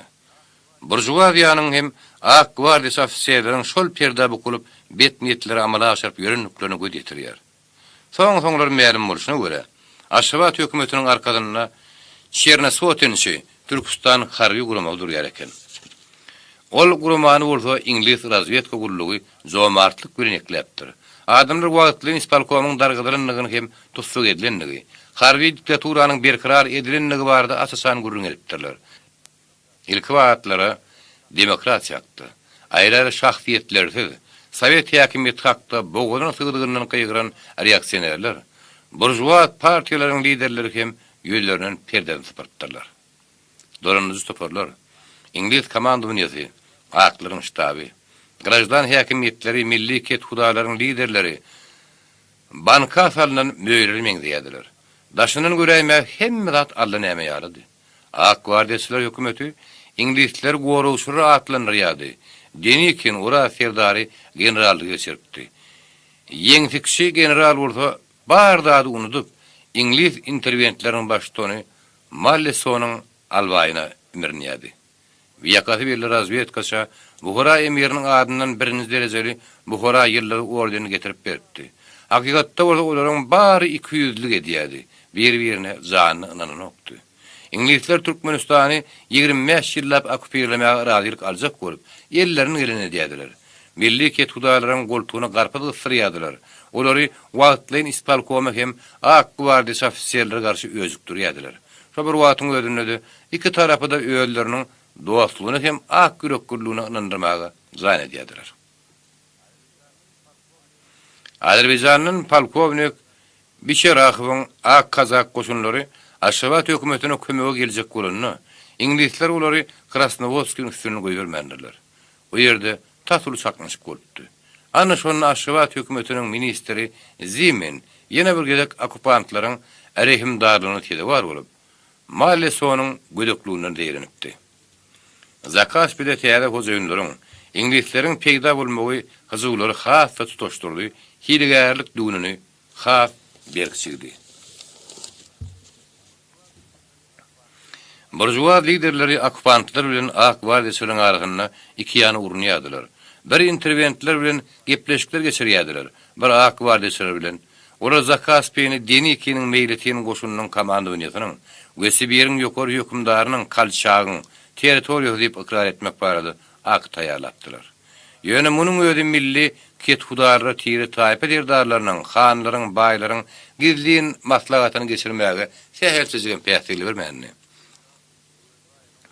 Şonda Öwelbaýewiň partiýasy Ruslar bilen gutornukly arany üzmüllip aýak diýipdir. Marly Güljemal hanyň wekilleri bolsa türkmenler Ruslarsy oňup bilmedipdirler. Denikiniň aswagynyň dokumentlerini bellenişi ýaly İngilizleriň türkmenleriň hem ýomutlaryň arasynda arkaýyny propaganda geçirip ýürmegi. Öwelbaýewiň türk paradlygy Han Ýumutskiň meýletin goşunyň ziyanyny edýän hereketleri Ak Gwardiýasynyň komandantynyň kezeberini daraldypdyr. Ýöne munyň özü meýletiniň goşunyň kuwaty bilen tanışmak üçin Han Yumutskiň başçylygyna Demirga Kawkaz ýeren delegasiýany Denikiniň mehirli garşylamagyna päsgir bermendir. Şowatlar Zakaspiyanyň şäherlerine galla etmesi gelipdir. Häkimetler alyk toplamak üçin owurra ýytyýar wekilleri beripdirler. Ýöne olar eli boş dolanyp gelipdirler. Şerek nowatyna duran adamlaryň hatar barha uzapdyr. Ak Gwardiýasynyň Golos Siriýadyny az edýän gadyeti 1918-nji ýylyň 2-nji ýemde 12-nji oktýabryň sanlary okuzlara ýölenip şeýle ýerinýärdi. Bazarlarda ýetiň ady itdi. Dukanlarda ýağ, sabun, ot çep ýok. Gandyň deregine apa kişmiş. Süýdüň bagazy ýokurgaldy. Şäher gubara gark bolup barýar. Zakaspiyanyň şäherlerine aýratyn maşruatda jelepçilik mewjuddy. Jelipleriň sany soldatlaryň sanynyň känni. Spekuliantlar ýağışdan doňskan kömelek ýar köpdi. Adyk öňleriň bagazy biçak ýokurgaldy. Aklaryň häkimeti galla tapşyk bolup, her tarapy urunýardy. Noýabrda Aşgabatda adyk gurultaý çagyrylýar. Gurultaýda Zakaspiyanyň ady krisiniň däl, maliýe krisiniň dogam edýänligi bilinýär. Gurultaýda ýekejede türkmen bolmandyr. Daýhanlar öýleriniň Ak Gwardiýasy hökümeti onuň siýasatyny olan garaýşlaryny şeýle beýan etdirler. Fun töküben hökümeti gazetler arkaly Zakaspiyanyň grajdanlaryna 1917-nji hemde 1918-nji ýyllaryň üdülmedik girdiji yer, şäher hem beýlik salgytlary töremek bardak talap bilen telimgede ýüzüpdir. Hiç bardat, ýol buýruklarym, geçen ýyllaryň üdülmedik salgydyny doğruluk aslında tölemekden boyun toğulan dayhanların tutsak edilmeli hem hükümeti öz maksadını etmeye kömek etmendir. Bu dayhanların şu vaatki ahvalını hem onların Ak Gwardiýasy hükümetine olan katlaşığını eşkar okuyar.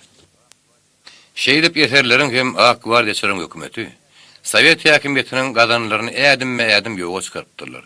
Ýene hemme zat öňküňkürüni durunupdyr. Häkimetler galp demokratiýa bukulup öýlerin halka garşy tiýaraty bilen adamlaryň gözleriniň açylmagyna ýardym edipdirler. Zakaspi frontunda ýeňilişe tede bar bolan Ak Gwardiýasylar bir ýylyň dowamyny 3 gedek umumy gysagly mejburi mobilizasiýa elan edipdirler. Ýöne her hili haýbat atmalarym netije bermendir. Goşun gullugyna çagyrlayan ruslaram, türkmenlerim ýygnanyş punktlaryny barmandylar. Şeýdip elan edilen mobilizasiýalaryň üçüňi hem başa barmandyr. Eger bu jeda berici aparatyň, milisiýanyň, kontrazvedkanyň ahlaf bilen zan çekmeni garamadan başa barmandyr.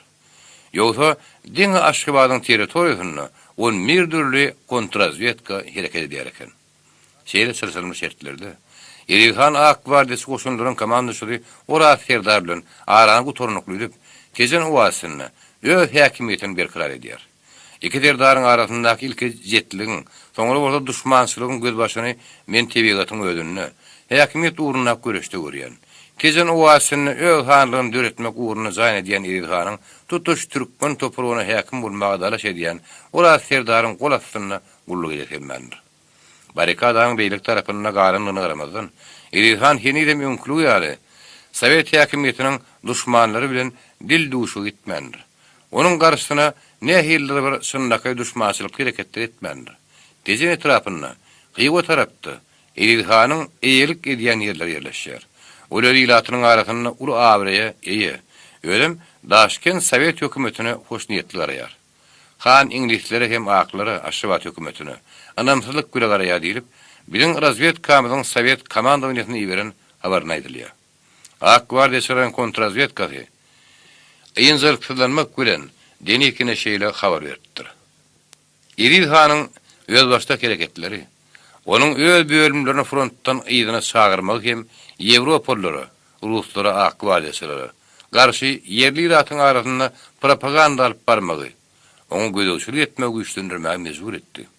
Erihan dogam edýän häkimeti düýbünden ikrar eden ok we ruhanlary hem Cüneyt Hany dayanmak bilen öz başda hanlyk döretmek planyny çekýär. Özüniň pikirdeşleri Ulubay gyzylyň Altı Sofiýanyň işeňgirlik bilen himaýet etmegini Erihan öz atryadyny nöker toplamagyny dowam etdiripdir. Ministrler Sowetini döredipdir. Yerli baýlardan bolan düşmanlarynyň köpsini tutsak edipdir. Olaryň bir näçesini öldüripdir, bir näçesiniň hununy talap edipdir. Hunun mösberi satın alınýanyň maddi hem jemgyçilik ýagdaýyna bagly bolupdyr. Ak Gwardiýasynyň komandanty hökümet bilen birlikde täsirli adamlara garşy edenetdirigi bet etmegi hem öz atyryad bilen birlikde haýyl etmän fronto gaýdyp gelmegi Elilhanyň bir näçe gerek talap edipdir. Emma Şapikow häkimetleriň erkini bir jaý etmekden şört gerek ýüldönüpdir.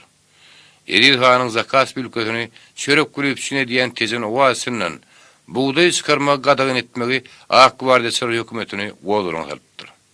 Tezen häkiminiň bedenetdirigi zakas bu oblastyň dorunruzularyň soweti diýilýäniň meclisine aranyp maktaplaşylypdyr. Meclis näme üçindir? Şapikowyň buýrugyny ýatyrmagy frontyň komandasynyna teklip edipdir. Şeýle karara gelinmegi hökümetiň ýylyň arasynda abreniň ýokdugyny görkezýär. Öz abreniň bolmany üçin ol harby komandawyny ýani şäher görmäge borçly diýer. Harby komandawyny bolsa Elilhany öz nökerlerini frontdaky sögüş polisiýaryna getirdip bilmänýär. Elbetde, Şapikow tezenden galla çıkarmalyk baradaky buýrugyny ýatyrmandyr. Gola Srednaya Aziya gazetiniň 1918-nji ýylyň 30-njy noýabry, 1919-njy ýylyň 30-njy ýanwary nägile ähäňe moş haýatly edýär.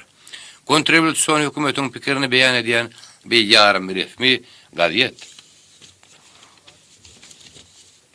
Aşgabatyň pikirini hem bähwitlerini düýbünden hasaba almaýan tezen häkiminiň öz başda hereketlerinden hökümetiň asasan nägiligini bildirýär.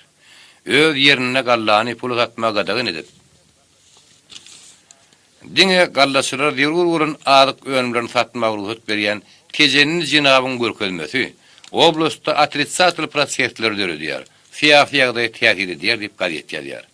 Bu barada asasan aýtmagy çekintelerim. Umuman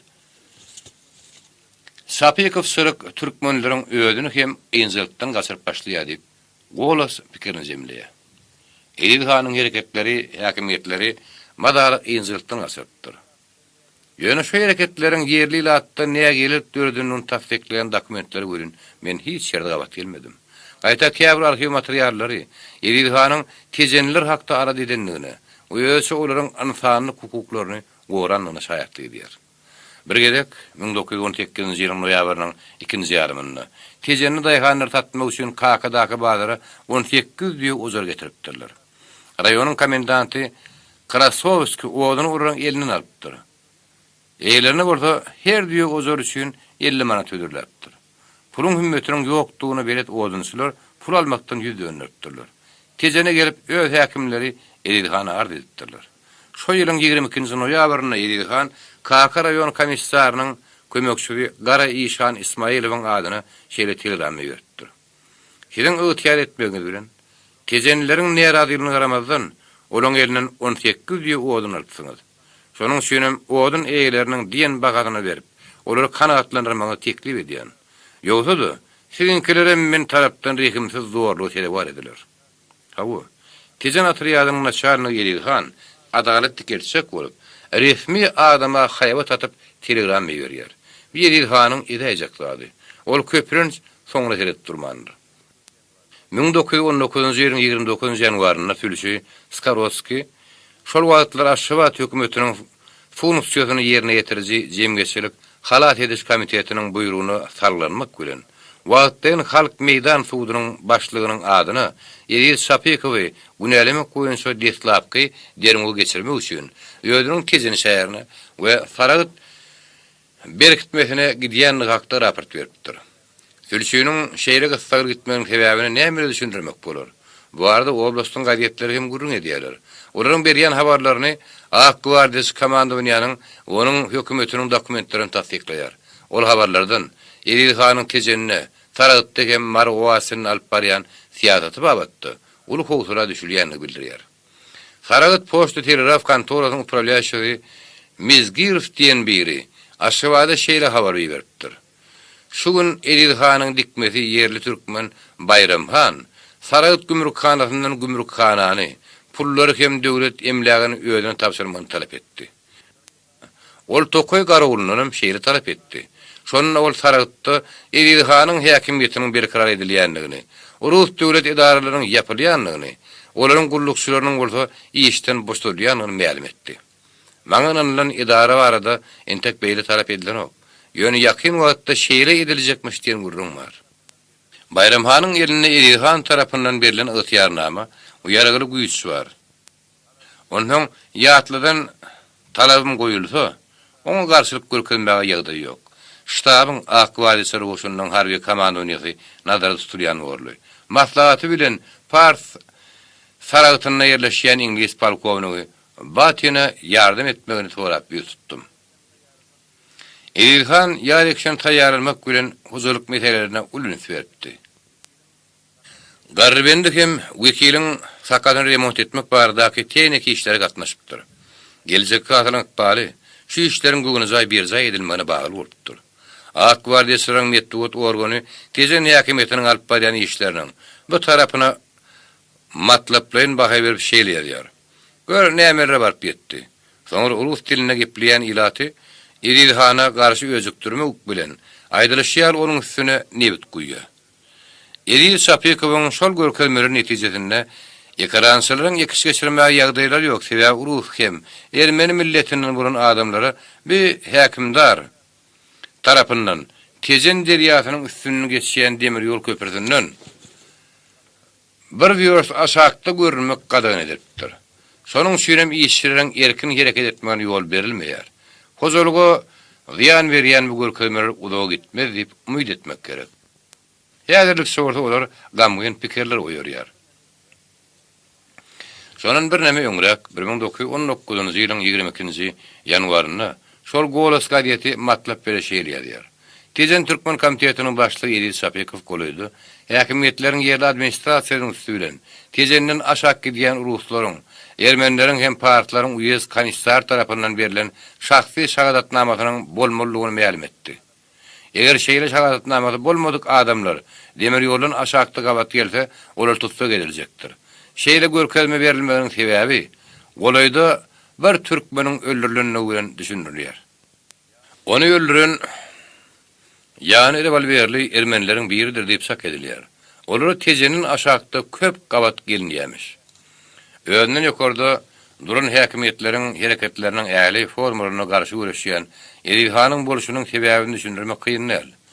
Häkimetleriň hiç bir akar etmezlik bir o tezeniň marynyň hem beýleki goňşy owaslaryň üstünden öz häkimligini berkrar etmäge umtylypdyr. Ýöne garaşgan ogly Yumutski İngilisleriň hem Aşgabatly Ak Gwardiýasy hökümetiň hem Denikiniň komandowniýasynyň hem Edilhana garşy asasan ýa-da girdin görüş alyp barmanyny tasdiklaýar. Bir häkimetler ýerli ilaty Edilhanyň azdyrjy täsirini goramaga çalışmak bilen bir wagtda.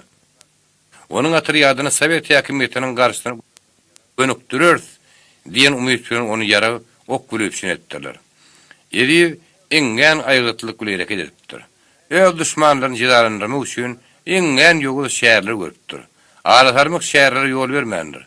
Onuň atryadynda bir düzgün tertip ýoly goýupdyr. Her hili boyun sığınmazak bolmaklyk, aýratynam ýara satmaklyk atuw jidatyny hökm edipdir. Edilhan öz nökerlerine, pikirdeşlerine şeýle gadaply daran bolsa, ol kesekler bilen has zabun daraşandyr diýen netije gelipdir. Edilhan bir ýerini öldürtmek istese, mehmanetden çıkarın diýär eken, diýen gurrun ilarasyny şu günler için galman gelýär. Onuň itten çıkardan adamsy gat köp bolupdyr diýerler. Şu diýilýän zatlar dogrymy diýip men Gydylhanyň soradym. Barp ýatan zyptyrma diýip Gydylhan çürtkedik jogap berdi. Bu sözleri halk Edilhanyň öňüň bilýär. Hemme zamanyna bar sözler. O sözleri Edilhanyň öň bolup geçen hökümdarlar da diýdiripdirler. Garawhy adamlary onu da mehmanlar öldürdir ýaly Serdar beýle namart hem betýürek adam däldi. Türkmenlerde mehman Allahyň wekili hesaplanýar. Beş wagtyna ırman okan Edilhan diňe hakyky musulman bolmak göre şäklenmän tüýk türkmennem. Men şu sorawy Hommat Edilhow'a berdim. Adamlaryň ol Edilhanyň ulakyry. Onuň öz atasy bardy, elbet zat aýçyk manwamy diýmek mümkin diýip Hommat aýtdy. Dogrudanam şeýle. Özüňiz pikir edip görüň. Men 70'den geçen adam. Özümiň hem şagaramyň hem Türkmenistanda bolmadyk ýerimiz ýok. Yöni henide şenini bir yerde de sen kakan ýa-da siziň ataňyz, men atamy, doganym ýa-da garyndaşymy öldüripdir diýen adama gabat gelmedik. Özüňiz bilýäňiz. Türkmenler gan algysyny ýedar kalagym ýatdan çykarnokdyr.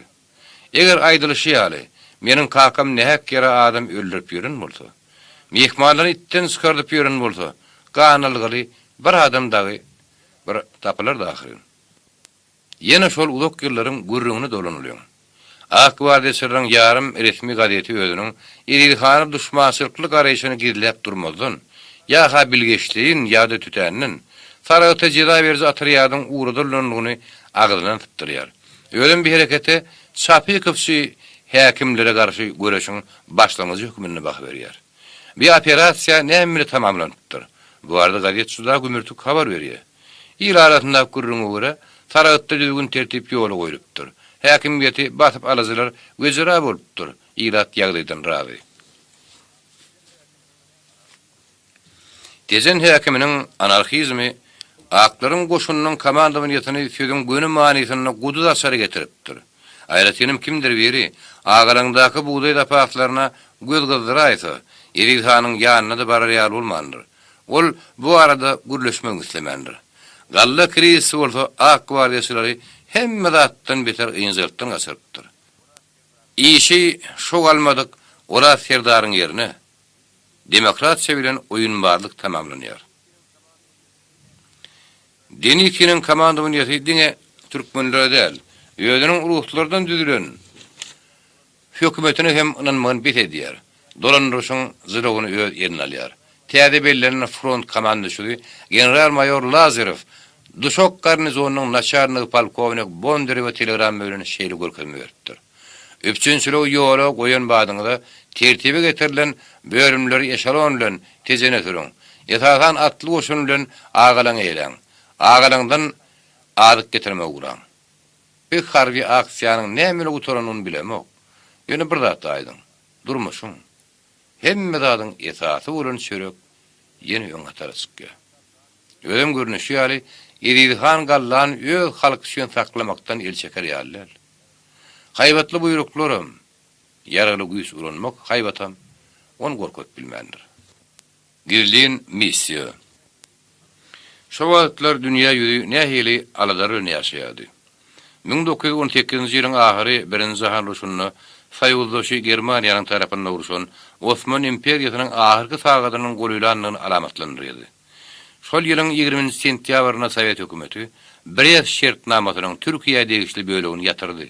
Onun tägel ýöňrek bolda türk goşunlary inglizler hem fransuzlar tarapyndan derbidraň edildi. 30 oktýabrda Mudrosto Türkiýanyň boyun eýýänligi barada akta gol çekilýär. Bu hakykat ýüzünde Osman imperiýasynyň çağşanlygyny aňladýardy. Antantanyň harby floty Dardanelles hem Bosfora girdi. Gara deňde aralaşdy. İngiliz, fransuz, grek, italyan goşunlary Türkiýanyň köp möhüm raýonlaryna eýlediler. Onun koloniýalaryny batyp aldylar. Geleki batyp alyjylara garşy daýganda hereketiniň tolkuny güýçlerini, partidançylyk göreşi ýaýmagyny, Türkiýanyň milli garaşdyrlygy urunnaky watançylyk hereketine anti-imperialistik rewolýusiýon pozisiýalarynda durýan Anatoli milli burjuwaziýasy ýolbaşy etdi. Daşaryut interwensiýasyna garşy göreşiň şu etabyny Sowet Russiýa bilen Türkiýanyň bähbitleri ýakynlaşypdyr. Zakaspiýanyň milli ketgudalary hem bimaksat däldiler. Türkmen halkynyň ýoňda barjy progressiw bölegi milli bähbitleri biperwa garamaýardy. Munyň üstüne de Sowet häkimiýeti anti-imperialistik hereketiň tarapyndan çykyş edýän proletar däl gatlaklarda bu toporlarda ýeňiş kazanmagy kömek berip biljek saýuldaşyny görýärdi. Enonfaň 1919-njy ýylyň başynda Germaniýanyň wekili professor Mevlana Muhammed Bereketullah'nyň we Türkiýanyň wekili kapitan Muhammed Kazim Beýiň başçylygynda German Türk missiýasy Türkistana geldi. Delegasiýanyň şeýlenleri Xiwa, Bukhara, Daşkende barıp görüpdirler. Bereketullah bilen Kazim Bey bolsa öňünçe Owganistanda bolupdyr. Beý missiýanyň ýyşakda gürrüň geçmeden olur. Bir näme öňe gidip 1972-nji ýylda Hindistan identiýagatym hakda az gaýdyp geçelim gelýär.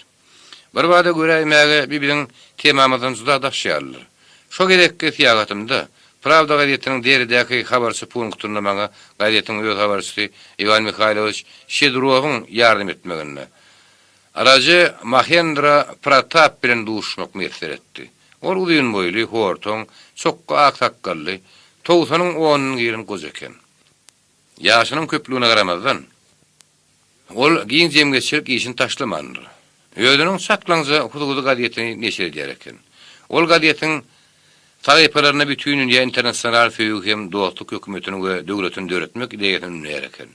Meniň gurrundaşymyň paýkasy durdy, ýa-peşde gaty berkdi. Ol 1919-njy ýylyň 7-nji maýyna Vladimir Ilyich Lenin bilen bolan duşşugyny oňjak jekmejiklikleri bilen ýatlap otyrdy. Oşo duşşu professor Mevlana Muhammed Bereketullah bilen bile gatnaşan eken.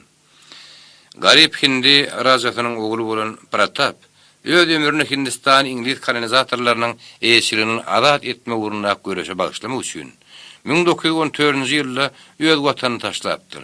Awganistany mekan tutupdyr.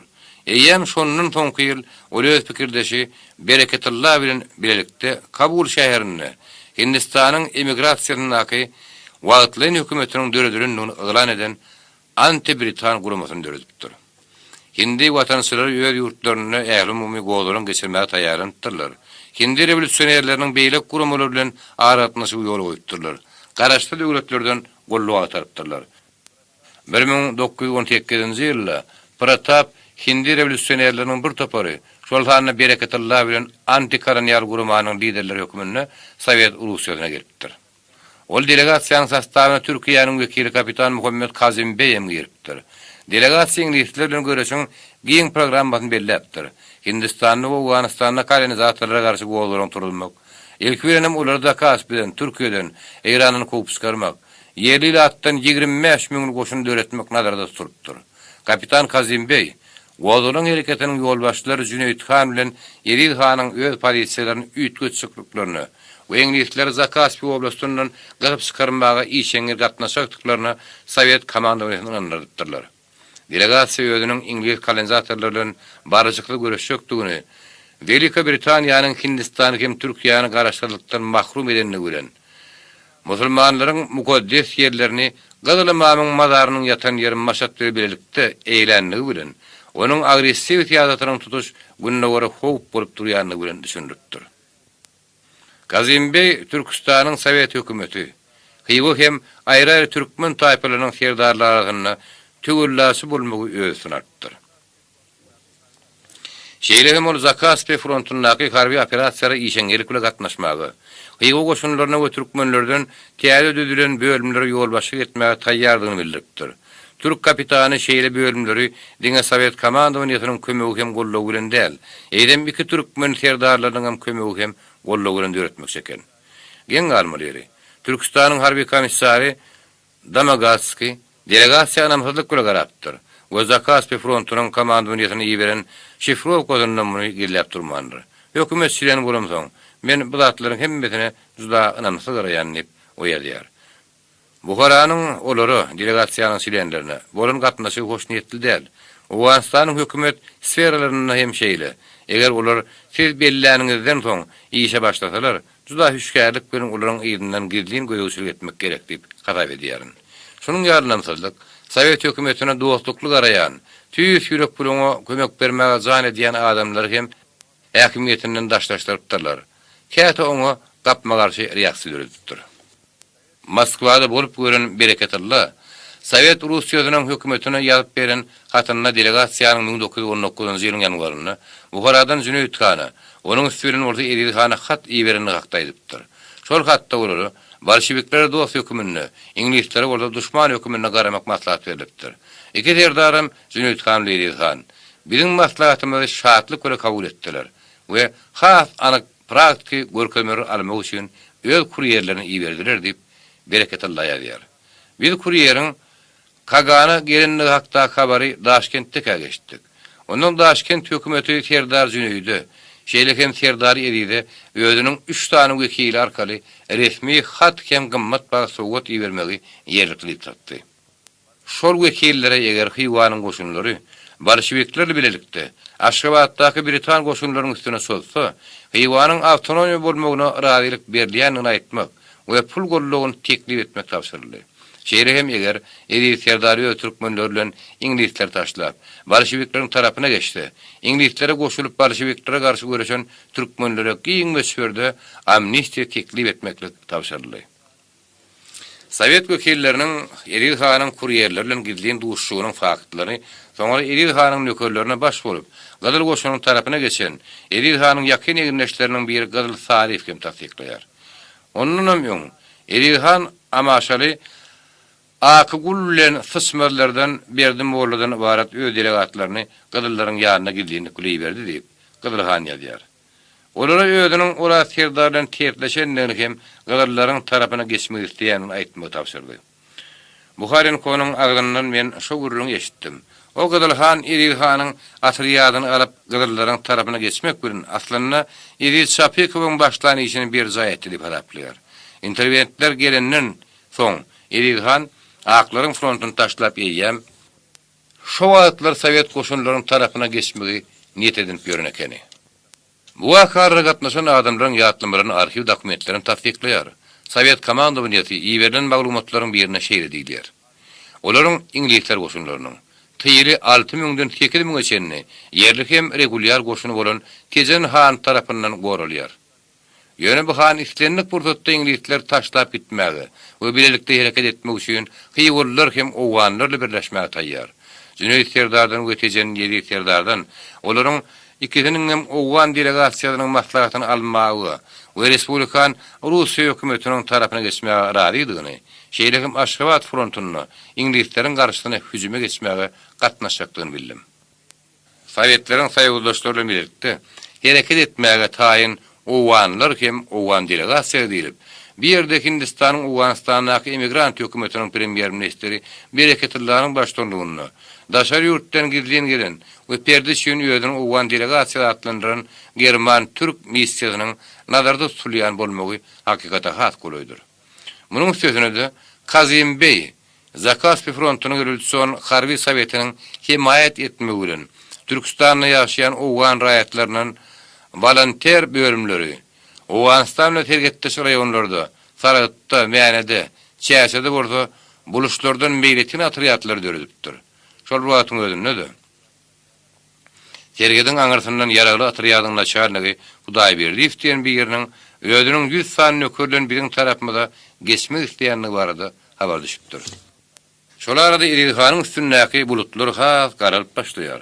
Eri Hanyň kurýerleriň Daşkende gideni Puta gidilini taklanydy. İngiliz razvedka nähiridir bir ýol bilen Eri Hanyň gidilin meýillerini, onuň Sovet komandowaňynyň gatnaşyklaryny aňypdyr we bu arada Denikiniň oswagyna duýdurypdyr. Şundan soň Eri Hanyň ygtybarsyzlygy hakdaky ardalar ýagyp başlapdyr. Mysal üçin, Mary uyezdiniň komissary Eri Han özüniň pikirdeşleri bilen oblastda ýöňden dowam edýän häkimiýet bilen paralel hökümetini düzmäge ymtylýar. Onuň planyna görä türkmenleriň üstünden ähli häkimiýet Eri Hanyň dikmeleriniň eline geçmeli diýip habar berdiler. Görünüşine görä, Eri Hanyň ykbalyny öňde soňda Oswak çöden bolmaly. Oswak aklaryň komandowaňyny Zakaspydaky ýagdaýlara ilgili habardar edip durupdyr. 1919-njy ýylyň 29-njy marty diýilip sene goýulan we Yekaterina dogry Günorta Russiýanyň ýarary güýçleriniň baş komandaşy general Denikiniň stavkasyna iýerilen maglumatda Ak gwardiýasynyň kontrazvedkasy özüniň türkmen meselesine bolan garaýşyny beýan etdi. Türkiýanyň ýykylmagy hem ýaraşyk baglaşylmagy bilen türkmenleriň ruslara bolan garaýşy gowulaşdy diýilip, şol gizlin hatda aýdylýar. Zakasp hökümetiniň gowşaklygynyň we rus atyryatlarynyň yaramaz guralanynyň peýdalanyp, türkmenler garaz öýlerini garaşdy ýagdaýda goýmagy ymtylýarlar.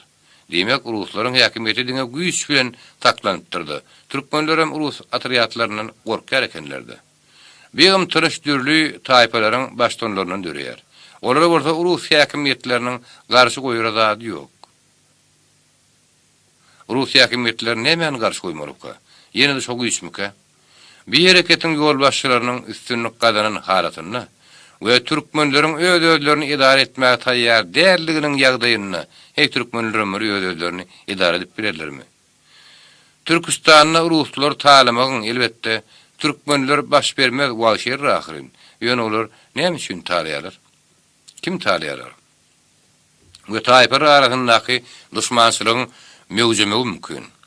Türkmenleriň baştonlary 5 adam bolup ispalkoma girdiler. Dini ikinci jeňbarlar tarapyndan kogulan eserleriň menşevikleriň hökümeti. Olardan has howplullary Hazımrat, Rotmister Ugulbayew, Rus orientasiýaly we Magtumuruhandyr.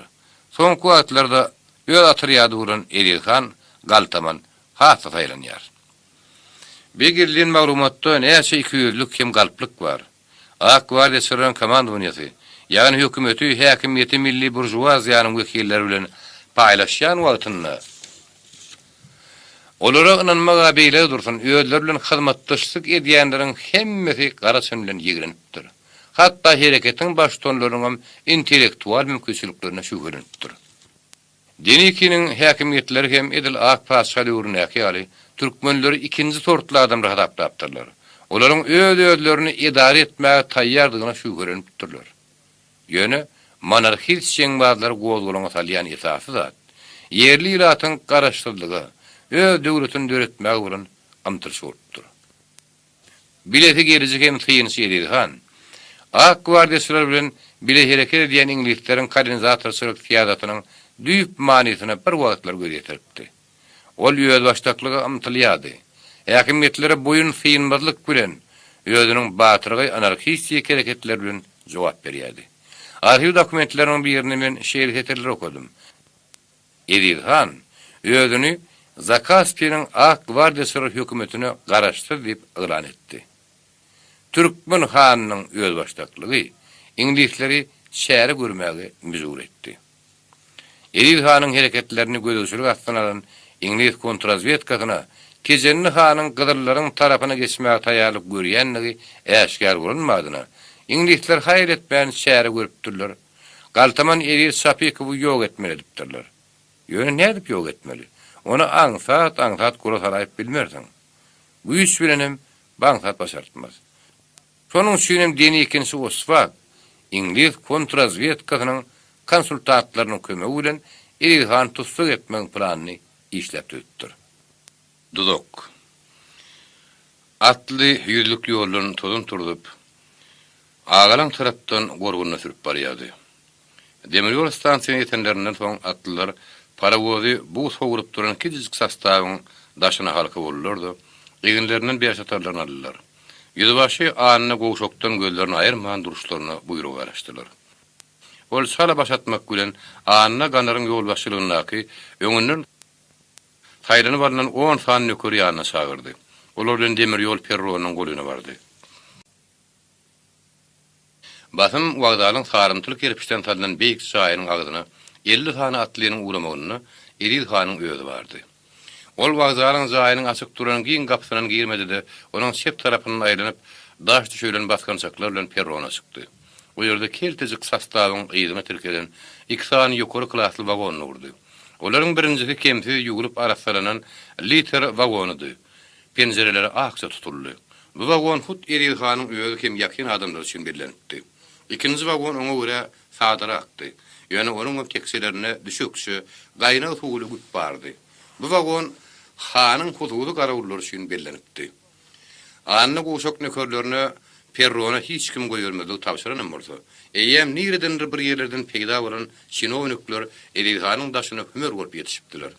Olaryň arasynda demir ýol naçarnyklarym, şäherket hudalarym, feodallarym, 2 tane ştab kapitan bilen Süpermurtlucu paruçygam bardy. Olar hany front komandosynyň şahsy şakylygyny getirip beripdiler.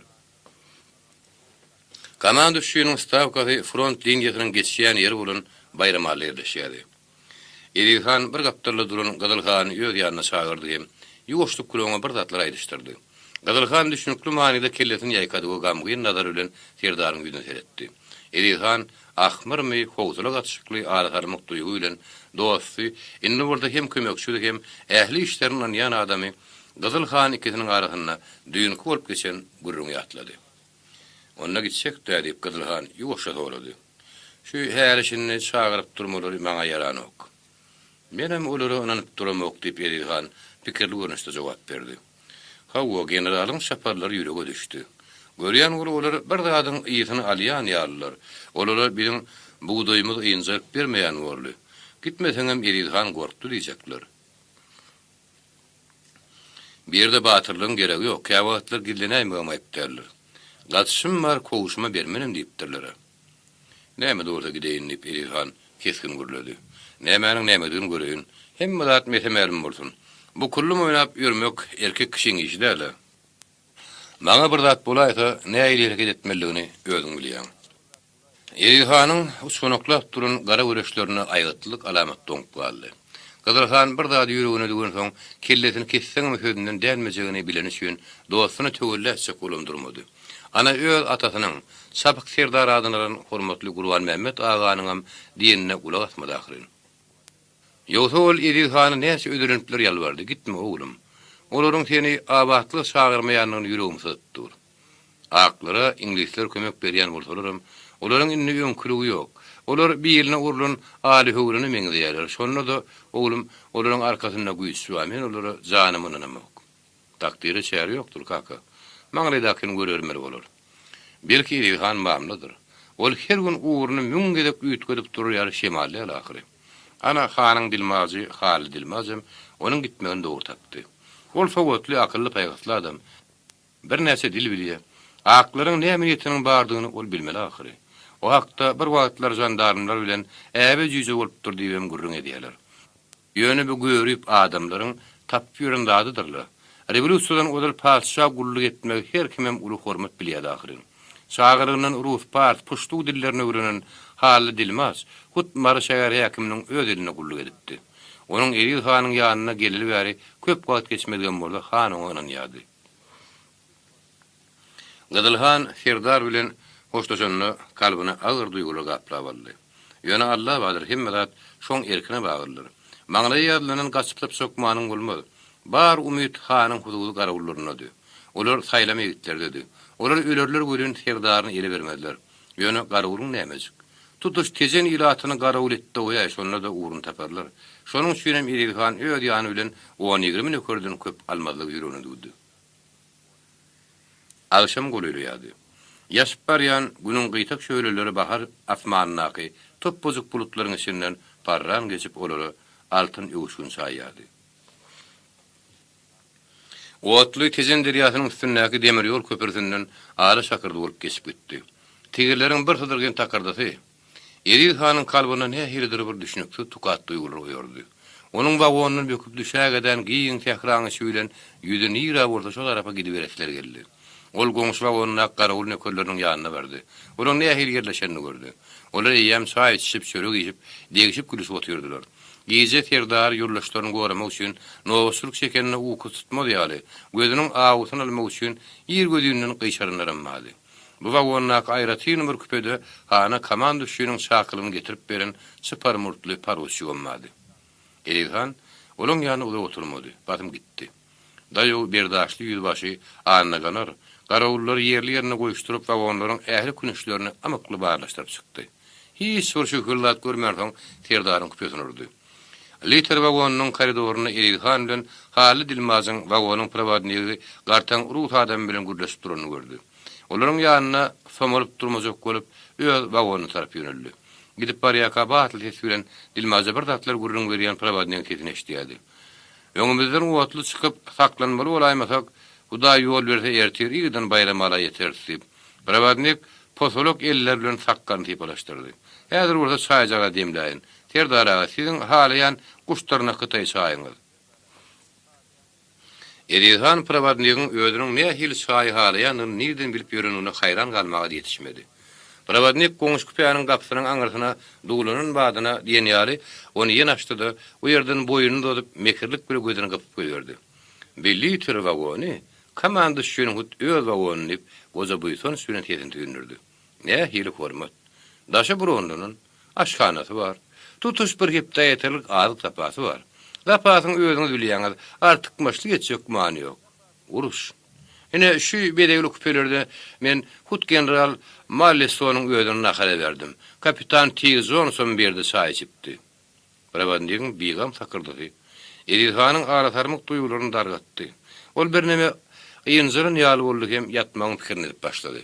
Ol ýörüýte diňe özü üçin taýýarlanyp goňuş küpäge gitmedi. Bu ýerde ýatmagy Haly Dilmazy teklip etdi. Ýöne olam şu küpede ýatmak islemedi. Ol umumy küpäge girdi.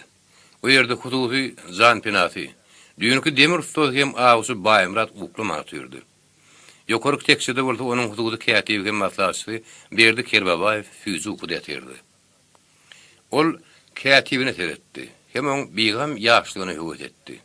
Edilhan çay içmekden ýüz dönerdi de ýalaňaç mawzeryň ýastygyny aşagyna goýup aşaky orunyna füýündi. Ol Haly Dilmazy goňuş tekşäni gürkedi. Haly Dilmazy o ýere geçip ýatdy. Onuň aýagy uzunna bolsa Baýmrat ornaşdy. Otly gijek tehranyň süýlen ýerinden çekilýän ýaly haýal füýünip barýady. Uksuna fak Edilhan parawodun gudogyny, reýlesteriň tepinden çykýan takyrdyny, wagonlaryň tormuzlaryny, barlyjylaryň tyrkallasyny eşitip ýatyrdy. Haýyr bir durulga ýetenlerini ol garşysyna uklamany oturan Baýmrady gördü. Oň ýatma goýurdy. Zan Pinafiň ýokary çykyp ýatanyny göýdetirendiň ýene sarazamadyny. Ýöne ukarasyna her takyrdyny duýup ýatyrdy. Nämedir göze görünmez bir zady tutuş kalyby bilen duýup durunýardy. Bugün bolmasa küpä kimdir bir kirek adam girip, onun her bir hereketini ünsüzliğini dap durun hem onu uklatmayan ýaly. Ola ahir küpede kimdir bir yerinin uklamayanını gögetirdi. O kimke? Edilhan yatandan hemmesini gözaylap çykdy, diňşirgenini. Dilmas uklamandyr. Ol Edilhanyň ukudy däerligini bilse de, füýüz ukuda kişi bolup ümhüm ýatyrdy. Otly ýene golgundy. Ýene ýödüniň şol bir tydyrgyn tykyrdatyna başlady. Edilhan salajamadygany, bölek küçük ýatda galmayan ýakymsy düýüşler gördü. Ol ukudan aşyryp ýene Dilmazy gördü. Dilmaz şenidem ukuda kişi bolup ýatyrdy. Edilhan birden elken işlerin üstüne açan ýaly boldy. O nämedir bir zada garaşýar. Ýa-da kimdir bir ýernemke? Ol hut şu minutyň ödünne Haly Dilmazyň nämenin pikirini diýenini bilip bilse näme diýere bererdi. Belki Edilhan onu artık ynanç bildirendir. Ýöne öýdüňnäk ogrudan zadyň näde gidilecek. Edilhan nähiridir bir ruhu sarsgyndan öýdüne gelen ýaly boldy. Eli ýastygyny aşagyna hermedi. Yaragyň sowuk demirini eli degenne ýynjyran ýaly boldy. Ýap-ýaňy çölüň içindäki ýarym durulgudy, sähelçi ayak çeken Otly badal başlapdy. Tigirleriň takyrdysynyň, parawodun howsurly haşşylygynyň arasynda Edilhan koridordan gelýän ayak seslerini hem erkek adamynyň agras demarşyny eşitdi. Wagonun gapsy birden açyldy. Edilhan böküp ayak üstüne galdy. Oňa revolwerini gedeşip, gapynyň agdyny hümer bolup duran soldatlaryň kükrüginden diýrep atarap urdatdy. Ýöne olaň bir kısansany bar, onuň köprägini öldürdüm de. Hiç çyksak netije barmy? Olar juda köp. Koridoryň uğry urulup tıkılan ýaly. Diňe onuň öýüne atyp oňsuram oğurram. Ýöne berdi bilen Baýmrady marahyry. Ol Haly Dilmazy hakyna pikirenmäge ýetişmedi. Terdaryň kükrügini terim naýda birden diýreldi. Ol bir köýnüňden geçen naýdaryň sowuk neşterini duýdy. Elleri gulaw gaýtarly revolwerli 3 tane ofisier boldy. Ýene ukudun açylmaga ýetişmedik berdi bilen Baýmradyny şana aldy. Şopurdatdy hem Edilhan arkadan gelen Haly Dilmazyň elleriniň öz göwresini atagy ýaly gytanyny duýdy. Ol kakynlan ýaly gyýgyrýady. Onuň dem Edilhanyň boýunyň ýüzüni urýady. Hay hanaga, akylyň aýlana göre, atma göre. Bide de öýüňize rehmin gelsin. Olar bilen barym doktordan geçerler. Behet. Näme kakynlan ýaly gyýgyrýasyň. Edilhan ýegini tilkişdirip Dilmazyň ýerinden tutdy. Ol öýdi ýandan Dilmazyň sesiniň hem ukula adamynyň sesi däerli hakdy. Onuň sähelçizigem öýüni ýitirmänli hakdy oýlandy. O budatlar taýýar bolup ýatan ýaly derrew Edilhanyň üstüne gapdy. Enne Edilhany diňe ýekiji pikir ýynjyryk beren okdy. Garawulun ýerdeki. Onuň nökerleri näme bolduka? Olaryň baryny pürüläýdilermiki? Öýleriniň ferdarlarynyň şeýle apaňsatçy ele berip oturup berer ýaly, olar beýle nalazyden ýitler diýil ahyry. Edilhan diňe häzir ýaňsyryjylyk bilen diýişlerini sırtardyp duran süpermurtly paruççugy. Öýüniň agalaňda duý çörek bilen garşylan paruççugyny gördü. Häzir ol duý çörekli mehman parad hojaýynyň eline nikilleri ýalpylap duran gannal urup durdy. Ol ýaňsyry gülümsirep Edilhanyny sorady. Gannaly beýle bir sabagy giydiren nälerine herne? Ondan gözlerini Edil Han'ın aladar yüzüne dikip devam etti. Sizin âli cenabınız deyip yüzlenmeli mi? Ya da sizin âli hazretleriniz deyip. Sizin âli hazretleriniz tezenin hem marinin hani. Belki siz nökerlöňiňizi görmeýäniňiz üçin ynjylyk ýazyňyz. Tamaňyz taradanlan ýaly bolaýsyn, indi olaň kömegi degimiz. Paruçyk barmagy ýokurçym bolup maskarabaz ýaly başyny ýekadi. Ýok, olar asmana gaýyp bolanoklar. Paruçyk ýa-ha lokan bir aw golasalan awçy diýip kumar bolupdy. Ya da batyrlyk üçin uran içgitiniň güýjüne kumar bolupdy. Onuň doga bitdi, içi pis adam bolmagy mahmally. Anlarak kapıp qallar diýär, meselen olar diýeri. Olar şu ýerden 15 çakyrymlykda. Goňuş durulgudy. Häzir olar hedir edip düýüş görüp ýatandyrlar.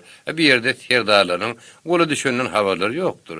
Biz olaň wagonyny Türkiýeden aýerdik. Sizi bolsa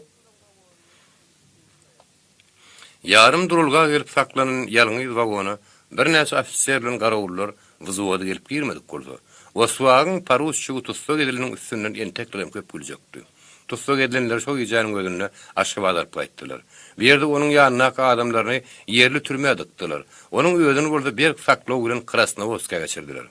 Bir ýerde hem onuň bilen kapitan Tiggs Johnson başçylygynda deni ikinci Waswag bilen İngiliz kontrazvedka meşgululyk başlady.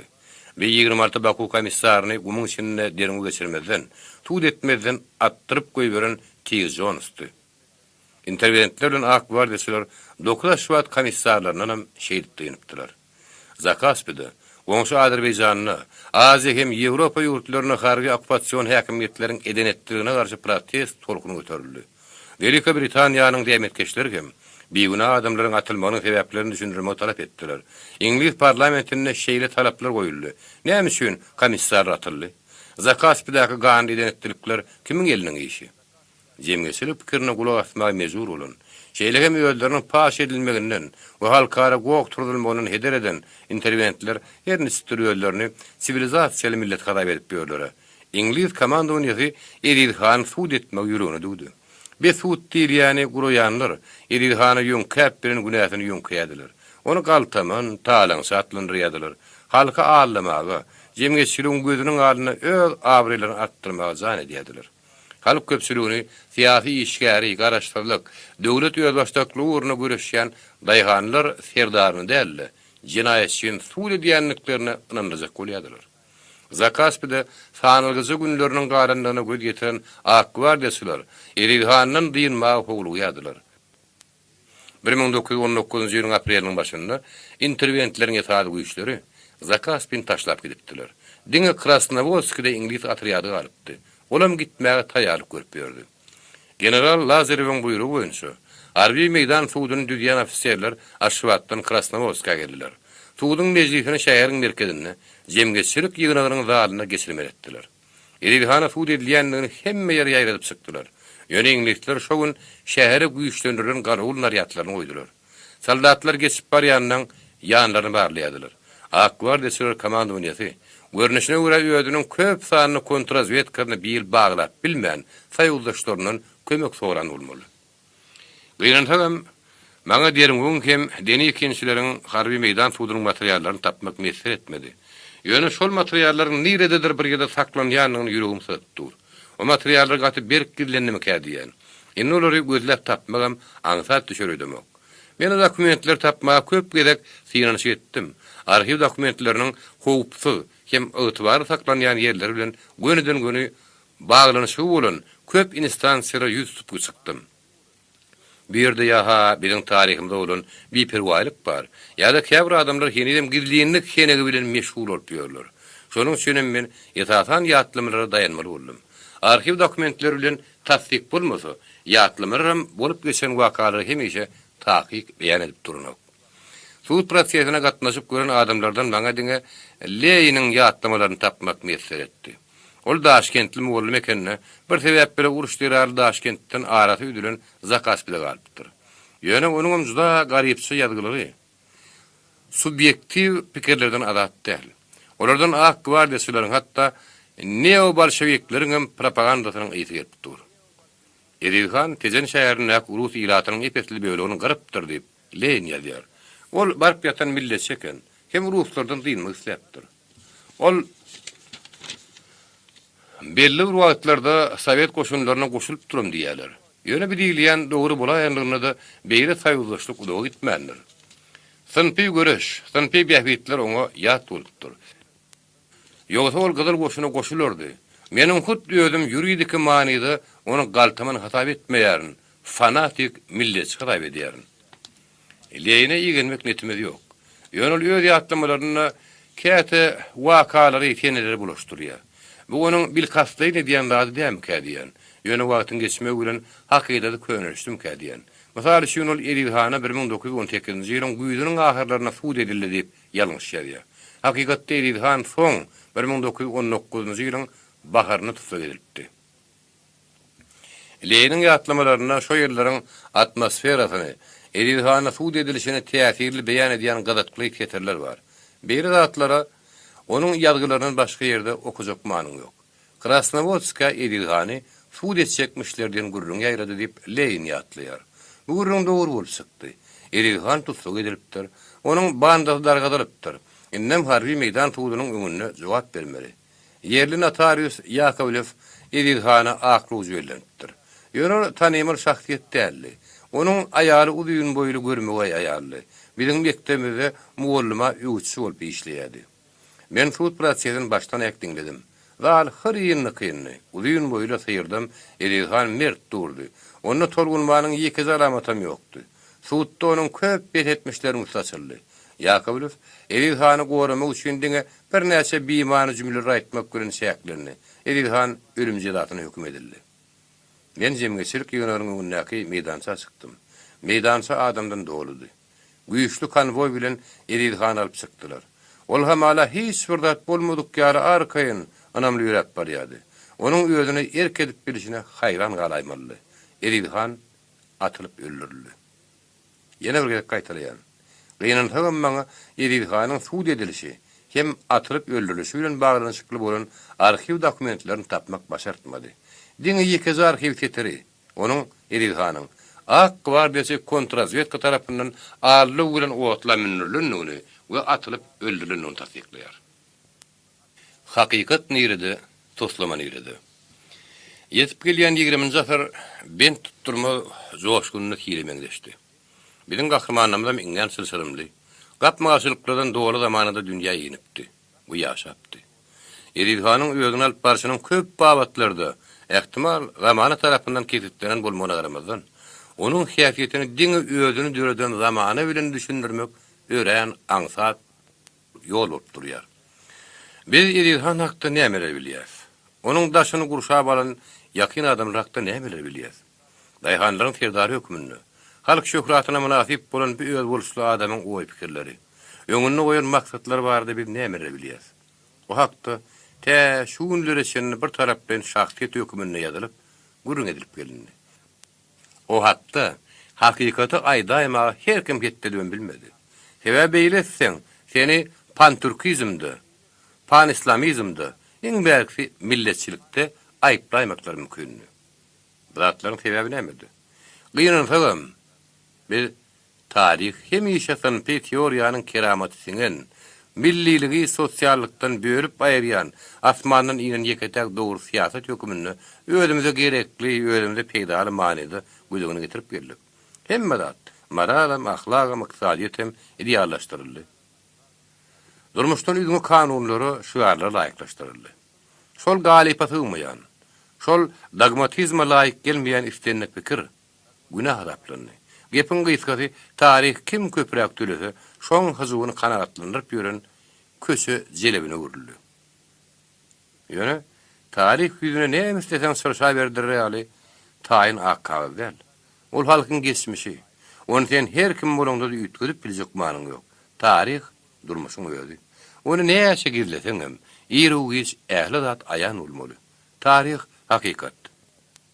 Ol başga hil bolup bilenok.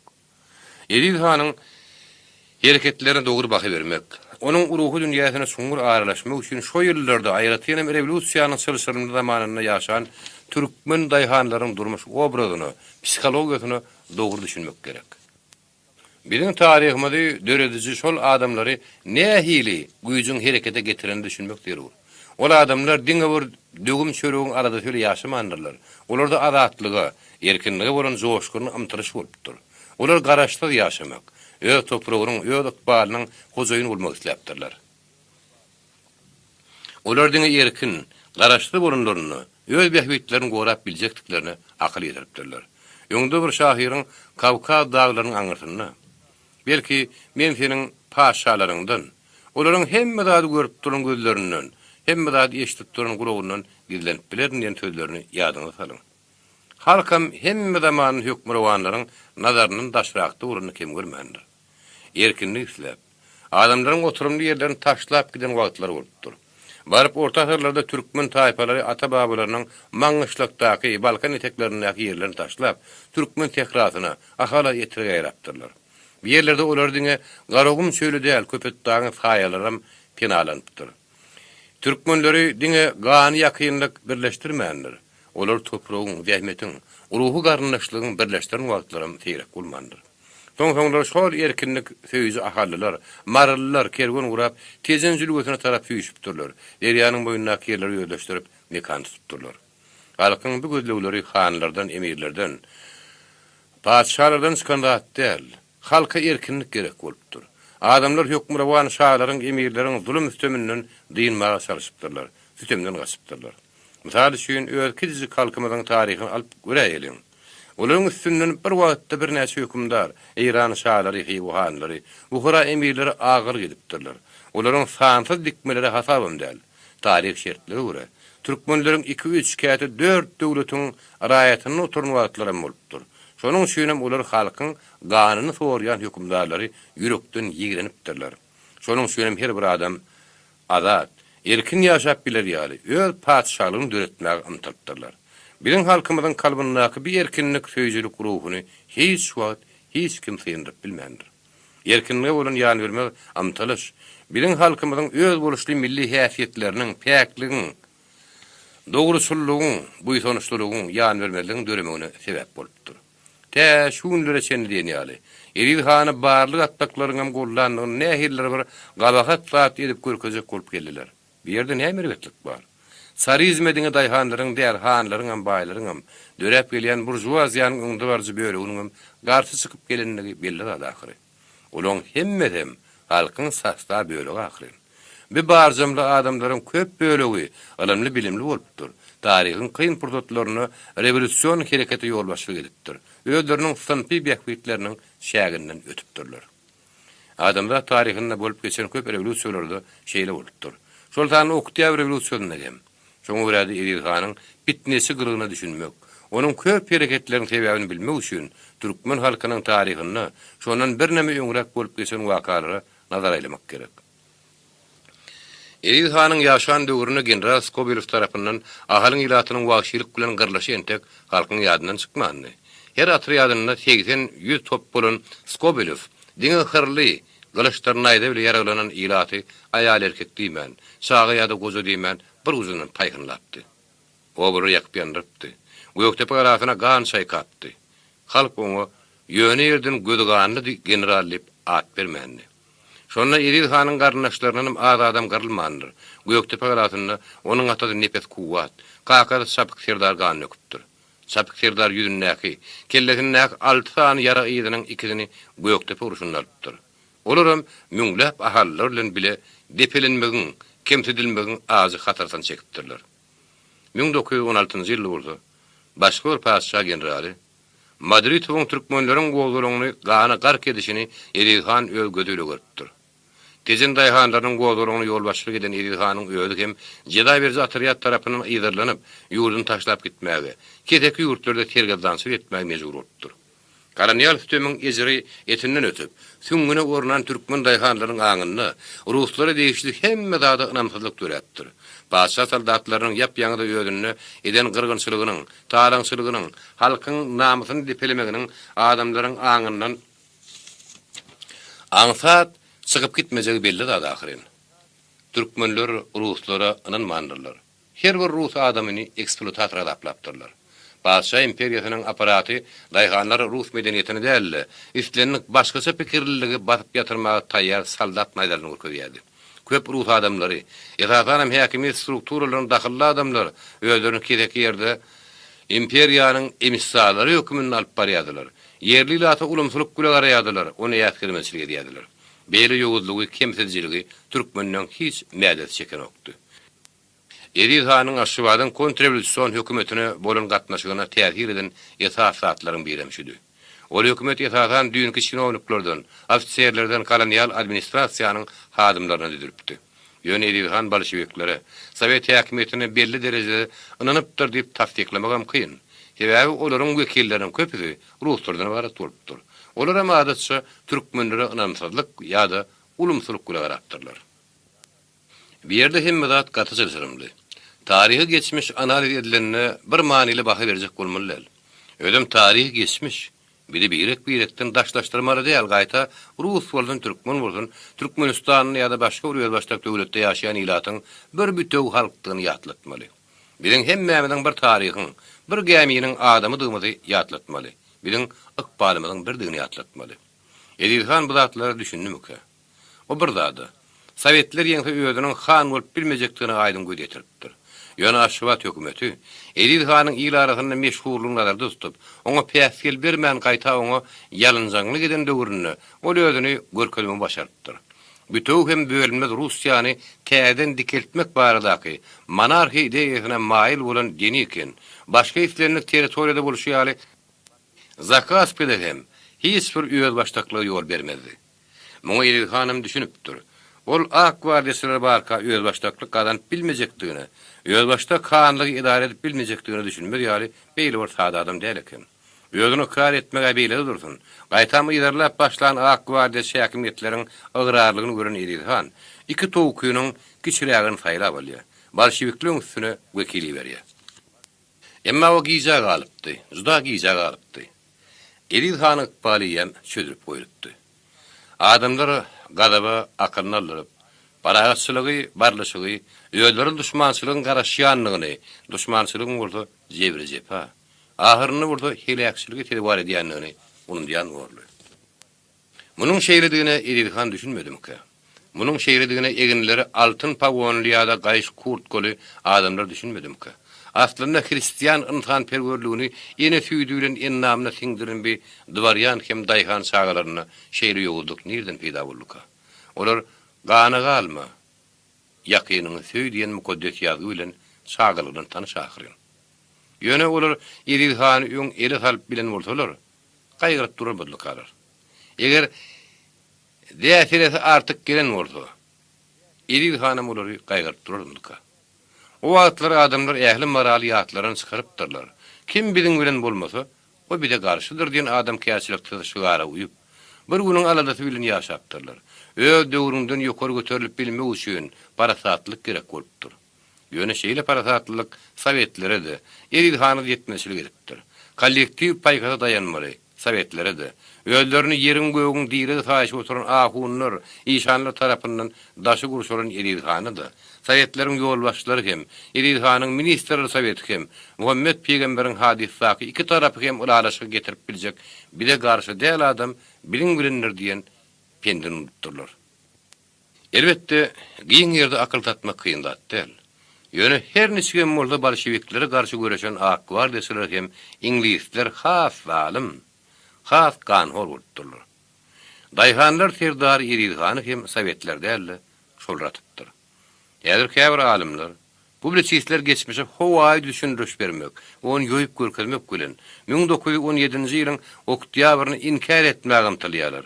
Adamlar cemgyýetiniň tutuş taryhy juda mätäçlik bolaýmasa, halkyň köpçüliginiň rewolýusiýon çykyşa baş goşmaýanlygyny görkezýär.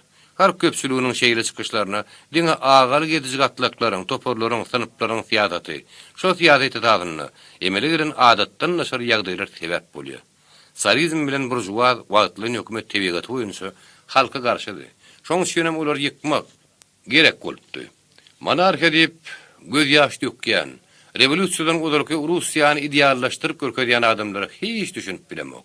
Şol Russiýa özüniň garyplygy bilen, ýygalaklygy bilen dünýä bellidir.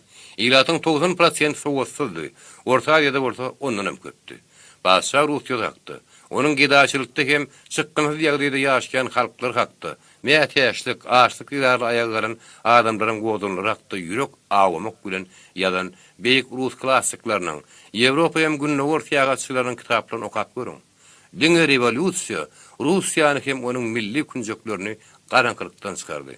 Tarih taýdan kanunyna laýyk beýik revolýusiýa adamlar taryhyny täze ýamaşdy.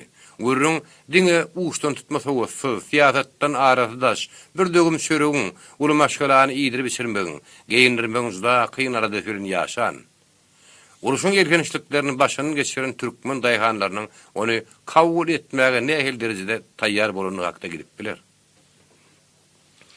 Daýhanlar Sowet häkimetiniň ideýalaryny we şugarlaryny gurrunsyz kabul etdiler diýip, özümizi hem özgelerim alajak bolmagyň geregi ýokmy diýen. Näme üçin? Adam özüniň tebigaty boýunça şeýir ýasarypdyr. Ol öz watanyny, mehriban topragyny ideologiýadan, durmuşa geçirilmedik jemgyçilik ideýasyndan ileri tutýar. Daýhan ol Edilhanym şeýle bolupdyr.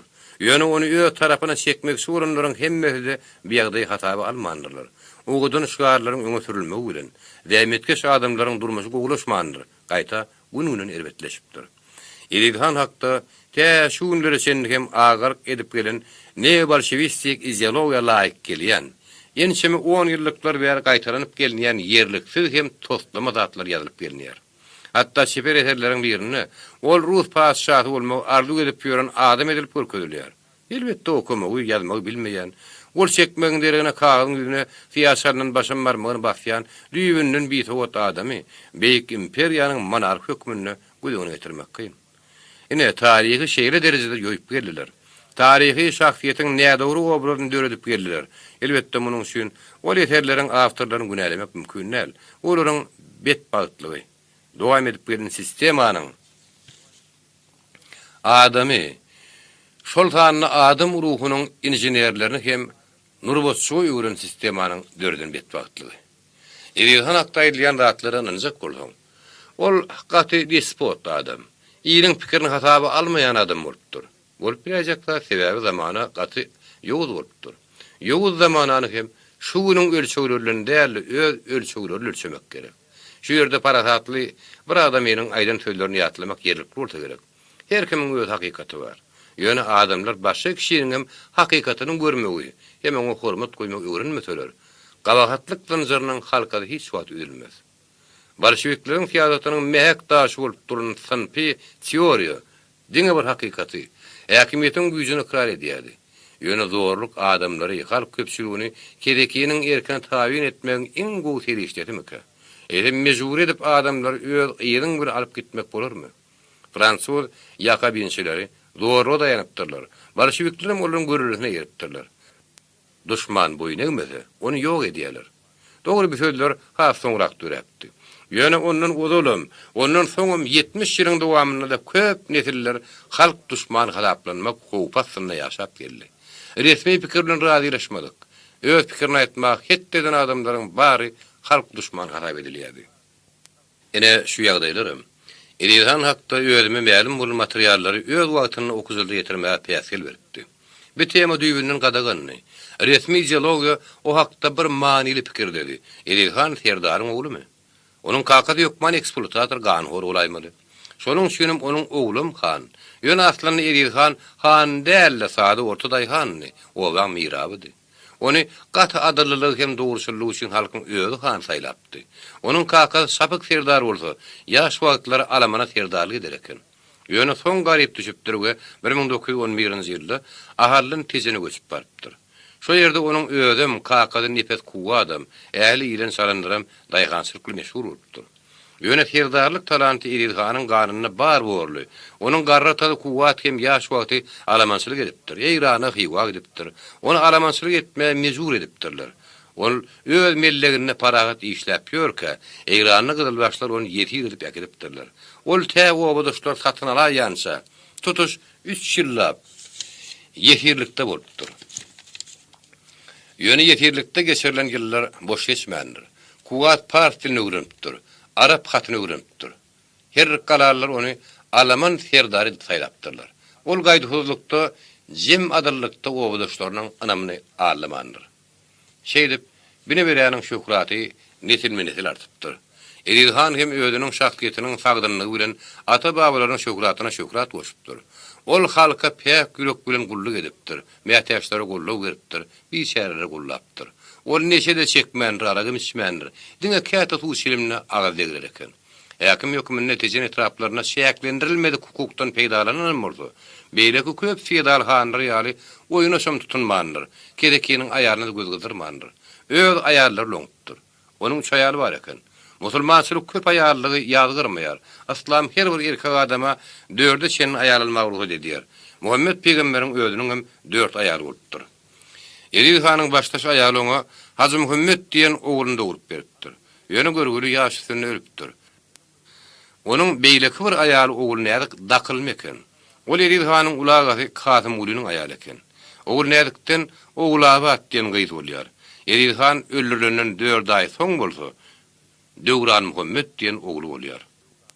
32 ýaşly daýhanlar serdary Kaspiyanyň kenaryna atylanan 6 aý soň bolsa, onuň 3-nji aýaly Aýnabat Aman Muhammedi Hommada dogurýar.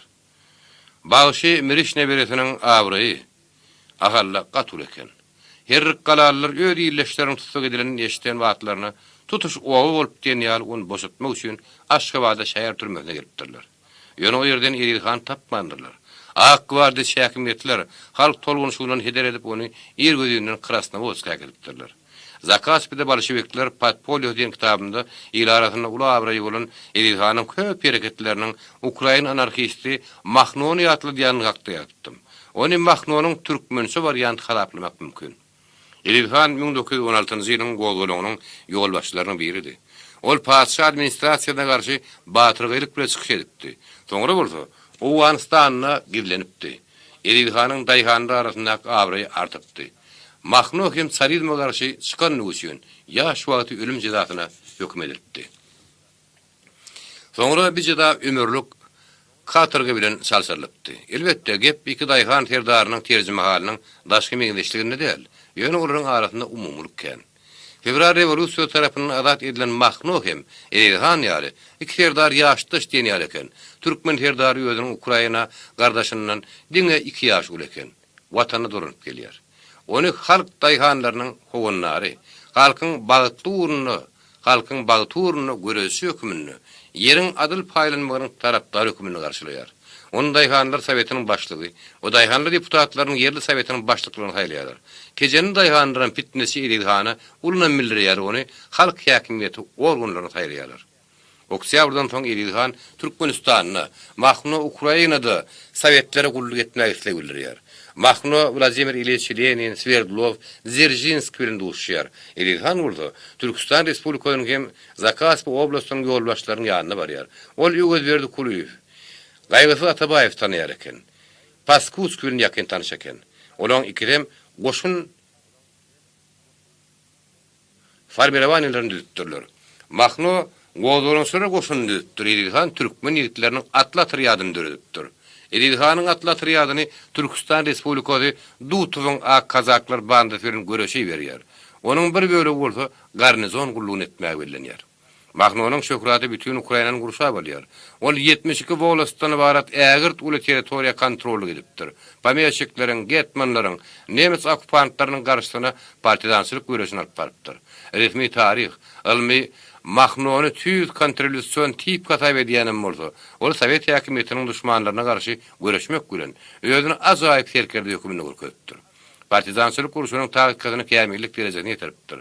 Denekiniň garşysyna töweşdirek atnaşan üçin, onuň goşunlarynyň üstünden ýeňiş gazanan üçin Mahnonyň gyzyl ýyllar töweşen ordenlen fiýlalanyny köp adamlar bilýänem däldir. Şo döwürlerde bir beýik fiýlaga münasip bolan adamlary barmak basyp sanaýmaly. 1919-njy ýylyň başlarynda Kombrik Batko, onuň bölümleri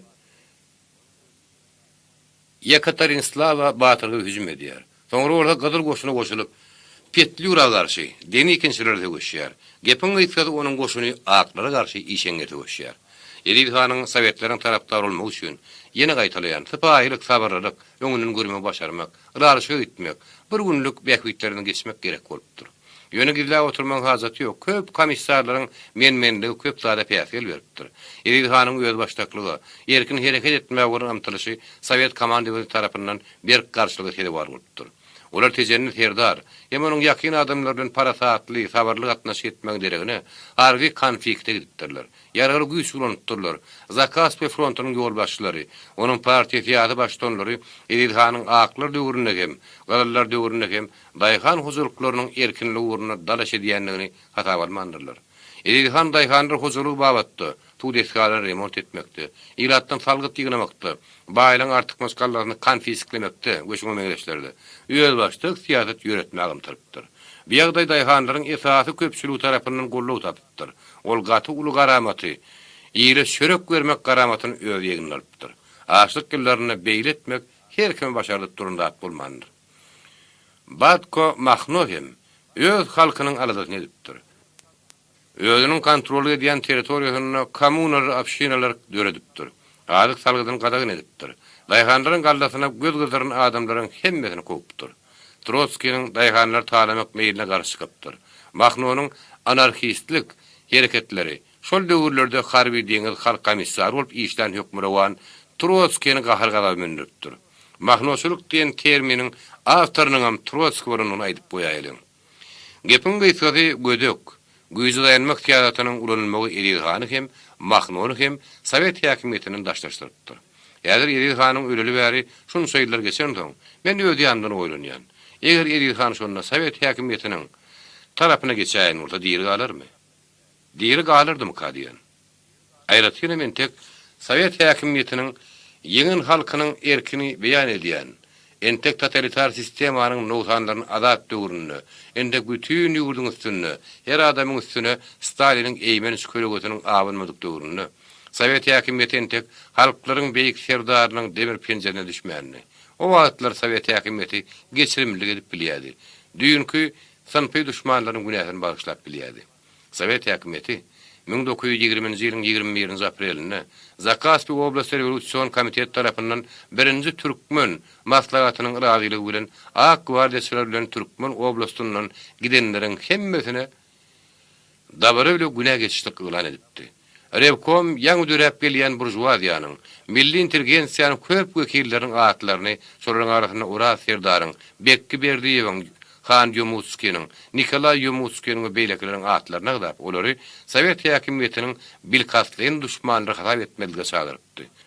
Olaryň hemmesini Revolüsion tribunalynyň öňünde jogapkärçilik çekmejek bolsalar, bu buyruk takyk berza etmäge borçly edipdi. Edil Han Sowetlaryň tarapyna geçmäge gysganan bolsady, ähtimal o diýeri galardy. Türkmen topragyny interwentlerden hem Ak gwardiýaçylaryň arasynda öz nökerler bilen has bir deňlere ýetmek mesele ederdi. Onun kömekçisi hem pikirdeşi Gyzylaga Sarif şey dipdi. Ol atlylary bilen Gyzylaryň tarapyna geçip aslynda öz serdarynyň pikirini durmuşa geçiripdi. Kasratly 30-njy ýyllarda türkmen halkynyň görnükli adamlarynyň milli intelligensiýasynyň gülüniň tutuşdygyny diýýäli jilalanyrlan döwründe. Edil Hanyň ykbalynyň nähil bolsa ekenini kim bilýär?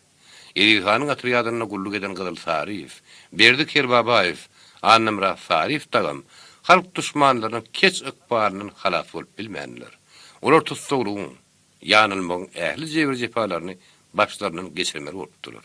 Ýöne her neçe morda ykbal olary garaşy edipdir diýmeli. Olar öz mehriban topragyny, öýdüňni, ýakyn adamlaryň arasynda uluk gyllap ömür sürdüler. Ýöne beýle ykbal hemmeleri mesler etmedi.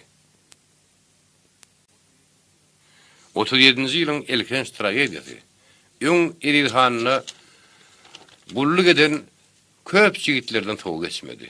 Olar kontrrevoliusiýon ýyşdy. İngilisleriň we Ak gwardiýaçylaryň peýdasyna içarlyk etmekde aýplandylar. Tutsak edilenleri, uluk möhlet bilen ýyl ketilenleri, sürgüne ýiberilenleri, biýgüne ýerinden atyp höküm edilenleri ýeke-ýeke sanap çykmak mümkin näl. Olara hem fizik hem ruhsy sömedildi. Hatda Edil Hanyň garnaşlaryna şenni, revolüsiýadan olal ölüp giden doganlaryň şagaryna şenni sürgün etdiler. Salih Sapikowyň gyýry aman gözelem şolaň arasyndady. Soňra belli türkmen magarçy hem ýazgysy Baba Zafarowyň aýaly bolupdy. Baba Zafarowyň özüniň öm görmedigi gördü galypdy. Oňa anam etmänler. Bir topar gidipden kowupdylar. Onun köp gol ýazmalary Diňe Edil hanyň dogunynyň gyýyna öýlenen üçin öz wagtyna sap edilmän galypdy. Edil hanyň nökerläriniň biri ýylbaşy anyny gowşok hem kesilen ýyly türmede sagat oturup çykypdy. Oňa ýönkölýän bar güne 1916-njy ýyl Edil han bilen Owganistana gidenligi hem soňra onuň atyadyna gulluk edenligidi. Edil hanyň ogullaryň üçüdi hem türmäniň göderiniň aňartynda kalypdy. Kakada ölenine ýaňy 7 ýaşyna ýeten Hacı Muhammed onuň keşbini sağla göderini getirip bilýärdi. Hiç wagt kakadan ýüzi düşmedik. Ýaňy 18 ýaşyna giden Döwran Muhammed bilen Aman Muhammed hem gaýgyrmandylar. Hacı Muhammed bilen Aman Muhammed türmede tas 10 ýyllap oturanlardan soň sagaman öýlerine gaýdyp gelipdi. Döwran Muhammed türme durmuşynyň agyr jeberini sylap bilmänligi hem gurban bolupdy. Muhammed Eristin oňa näme güne ýönkänliklerini soraýan. Gülüşüniň kellesine gelen zadyň baryny diýip ol jogap berýär. Edil hanyň atyryadyna näme satly bolupdyr diýip soraýarlar. O zatlar men nirden bilen. Men o wagtlar dünýä ýylmändim ahyry. Näme? Kakyň garnaşlar ýa-da nökerler gurrun bermeýärmi diýip tülşiýene soraýar. Her kim bir zat diýýärdi, bir 100 atly diýýärdi, ýene bir 500 atly diýýärdi diýip jogap berýär. Ýöne men kakamyň nökerleriň sanyny bir näme ad edip görkezmäge çalışýardym. Ýöne bir ýapşal gazyk tapsa, arady tülşe, men aýdýan sanlarym ýeterlikdi. Diýmek, sen kakaň hemme nökerler atly, ok ýaragly kenip, tülşi öz-özünden toslap başlaýardy. Olary bidatlar bilen üpsüneden kim? Edil han. Diňe baýlarda şonu nöker bolup bilýär. Baýlar bolsa Sowet häkimetiniň düşmanlary. Garyplardan nöker bolanok. Diňe baýlarda, diňe düşmanlarda bolýar. A sen bolsaň, ummat şeýle düşmanyň bolup. Şeýdip günahbaryny ýönkäýärler. Ondan soňra diňe gol çekäýmek galýar. Gol çekmejek bolsaňam it diýenjen ýaly ýenişýär gynaýarlar. Bar gol çekdirýärler. Türkçüler Edil hanyň 3 aýalynyň bolanyny bilýärlermi? Elbetde bilenokdular. Bilen bolsary ýene bir maddan ýelmärdiler. Kakamyň aýallary şeýle jogap bermeli bolardy diýip, Muhammed gülmän ışmany gara sünden dowam edýär. Ýogsa ogul atady üçin jogap berenok diýen Staliniň öýüdi. Bu barp ýatan galatdy eken. Bizden atamyz üçin jogap sora bildiler. Ýogsa Edil hanyň öz halkynyň öňünde etmesi ýokdy. Halkyň öňünde onuň ymsagy pekdi. Edil hanyň diňe ýekejek idi. Oglabada ykbaryň resmi enipdi. Ol gola ýyllarda aradan çykýança, Aşgabat raýonunyň sosializm kolgonuny ýaşapdy. Bagtyna onu tutsak etmänler, türmädik manlar. Onu halat eden zat durmuşa çykyp, familiýasyny üýtgeden nu bolsun gerek. Häzir Edil hanyň diňe ýeke ogly Aman Muhammed diýir gelip ýörenem bolsa, onuň kökleri şüýräp, atyl sorsa ýetip gitmedi. Onuň doguduk gowazy herrik galady, oňşy ýatmantalyk gowasyny Aşgabatda tutuş Türkmenistan Edil hanyň köp agty çoğulugy ýaşap ýör. Olaň hemmesi ýüde goly bar. Eger sapyk serdaryň ýygyny galan neberesini tanajak boldan şükür ondanam köp. Tejenni daýhan serdar Edil han hakda. Şu wagtda şenni mälim zatlaryň tejenni daýhan serdar Edil han hakda. Şu wagtda şenni mälim zatlaryň bary şu. Tarihiň belli bir döwründe ösmel ýylgylaryň bir azaýyp şahsiýetiň tarihin öwrünýän wagtynda bir tiyar halda şo döwür bilen biriň akkyny şu gündürmeden ara baglanyşy hakda oýlanyň duýman galýasyň. Tarih hakyky döreji halkdyr diýip tasdikleýän wagtymyzda biz muňa şunu duranýar. Ýöne islenlik tarihi eýýämi, haýdyr bir şahsiýet, ol azaýyp şahsiýet bolan ýa-da ýigrenji şahsiýet bolan tapagy ýok, alamatlandyrypdyr. Milyon adamlaryň akbaly bir adamyň erki islegi, paýgaty ülke islenipdir. Ol jemgyýeti islen uğurlaryny gönükdiripdirler. Isleteler progresege mara waşlygy gönükdiripdirler. Isleteler ağaçlyga, jebire jepa, uruşlary gönükdiripdirler. Bu ýagdaýlaryň tutuş halklary helakçylygy getiren halatlarym seýrek bolmandyr. Beýle ýagdaýlar goly tarih geçmişde de ad bolmandy. Revolüsiýon 1917-nji ýyl, helakçylykdy 30-njy ýyllar, ýoğut 41-nji ýyl, 85-nji ýyl näme? ýa-da täze döwlet hem parti işgärleriniň erki bilen SSKP'niň arenadan düşen, soňra dünýädäki uly döwletleriň biri SSR'niň sagşany ýyly bolan 91-nji ýylynda. Biziň milyon adamlaryň ödümüziň Sowet garaşdanlygynda buýsanyp ýörenmiz düýün elmedinämi? Birdenem öz göwnümiziň tersine uly watanymyzy ýitirdi oturup berdik. Bu zatlar näme netijesi? Şahsiýetleriň isleglerimi? Döwlet işgärleriniň şowokör siýasatymy ka? Ýa-da bir baş bermek tibi hadisemi? Adamzat jemgyýetiniň taryhy ösüşi bilen şertlendirilen kanunyna laýyk hadisemi? Ýeri kimi taryhy dörezi hatap etmeli? Halkymy ýa-da syýasy işgärleri? Öz döwrüne Edilhanyň ykbalyny çözen kim?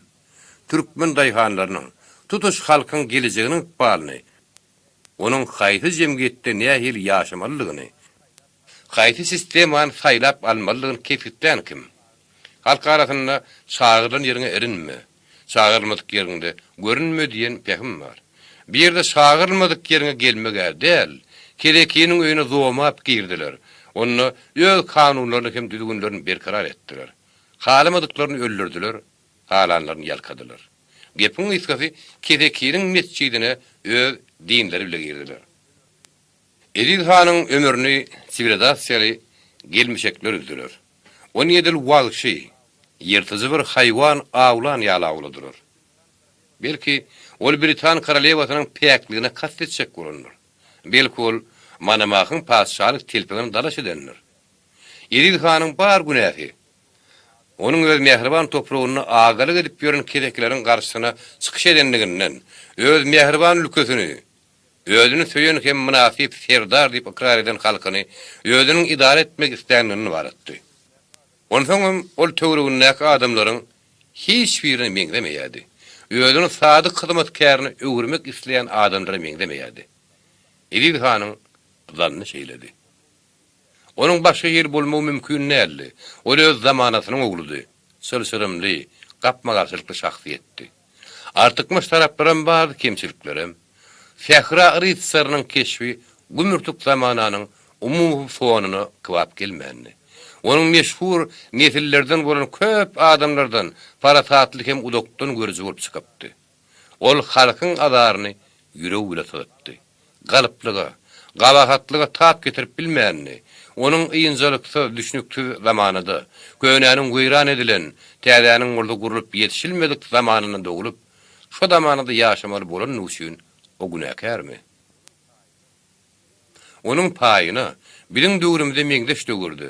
Köwnäniň ýönentek öz ömrüni gutarmadyk zatlarla birlikde diňe möwrütini geçiren zatlaryň däl, eýsem mukaddes ömürlük, şonuň üçin mehriban zatlaryň guyran edilip taşlanan, olaryň deregine bolsa kabul ederlikli zatyň döredilmedik zamanyny ýaşamak düşüpdi. Bulaşyk zamanlaryň kanuny şeýle. Durmuş şeýle. Kitabyň soňy. Kitap körler we kerler üçin Türkmen Döwlet Kitapkanasynyň ýazgy ediş we köpeldiş bölüminde ýazga geçirildi. Tetereş story Usan Ataýew, okudy Tettar Abduýew. 2007-nji ýylyň Alparslan aýy.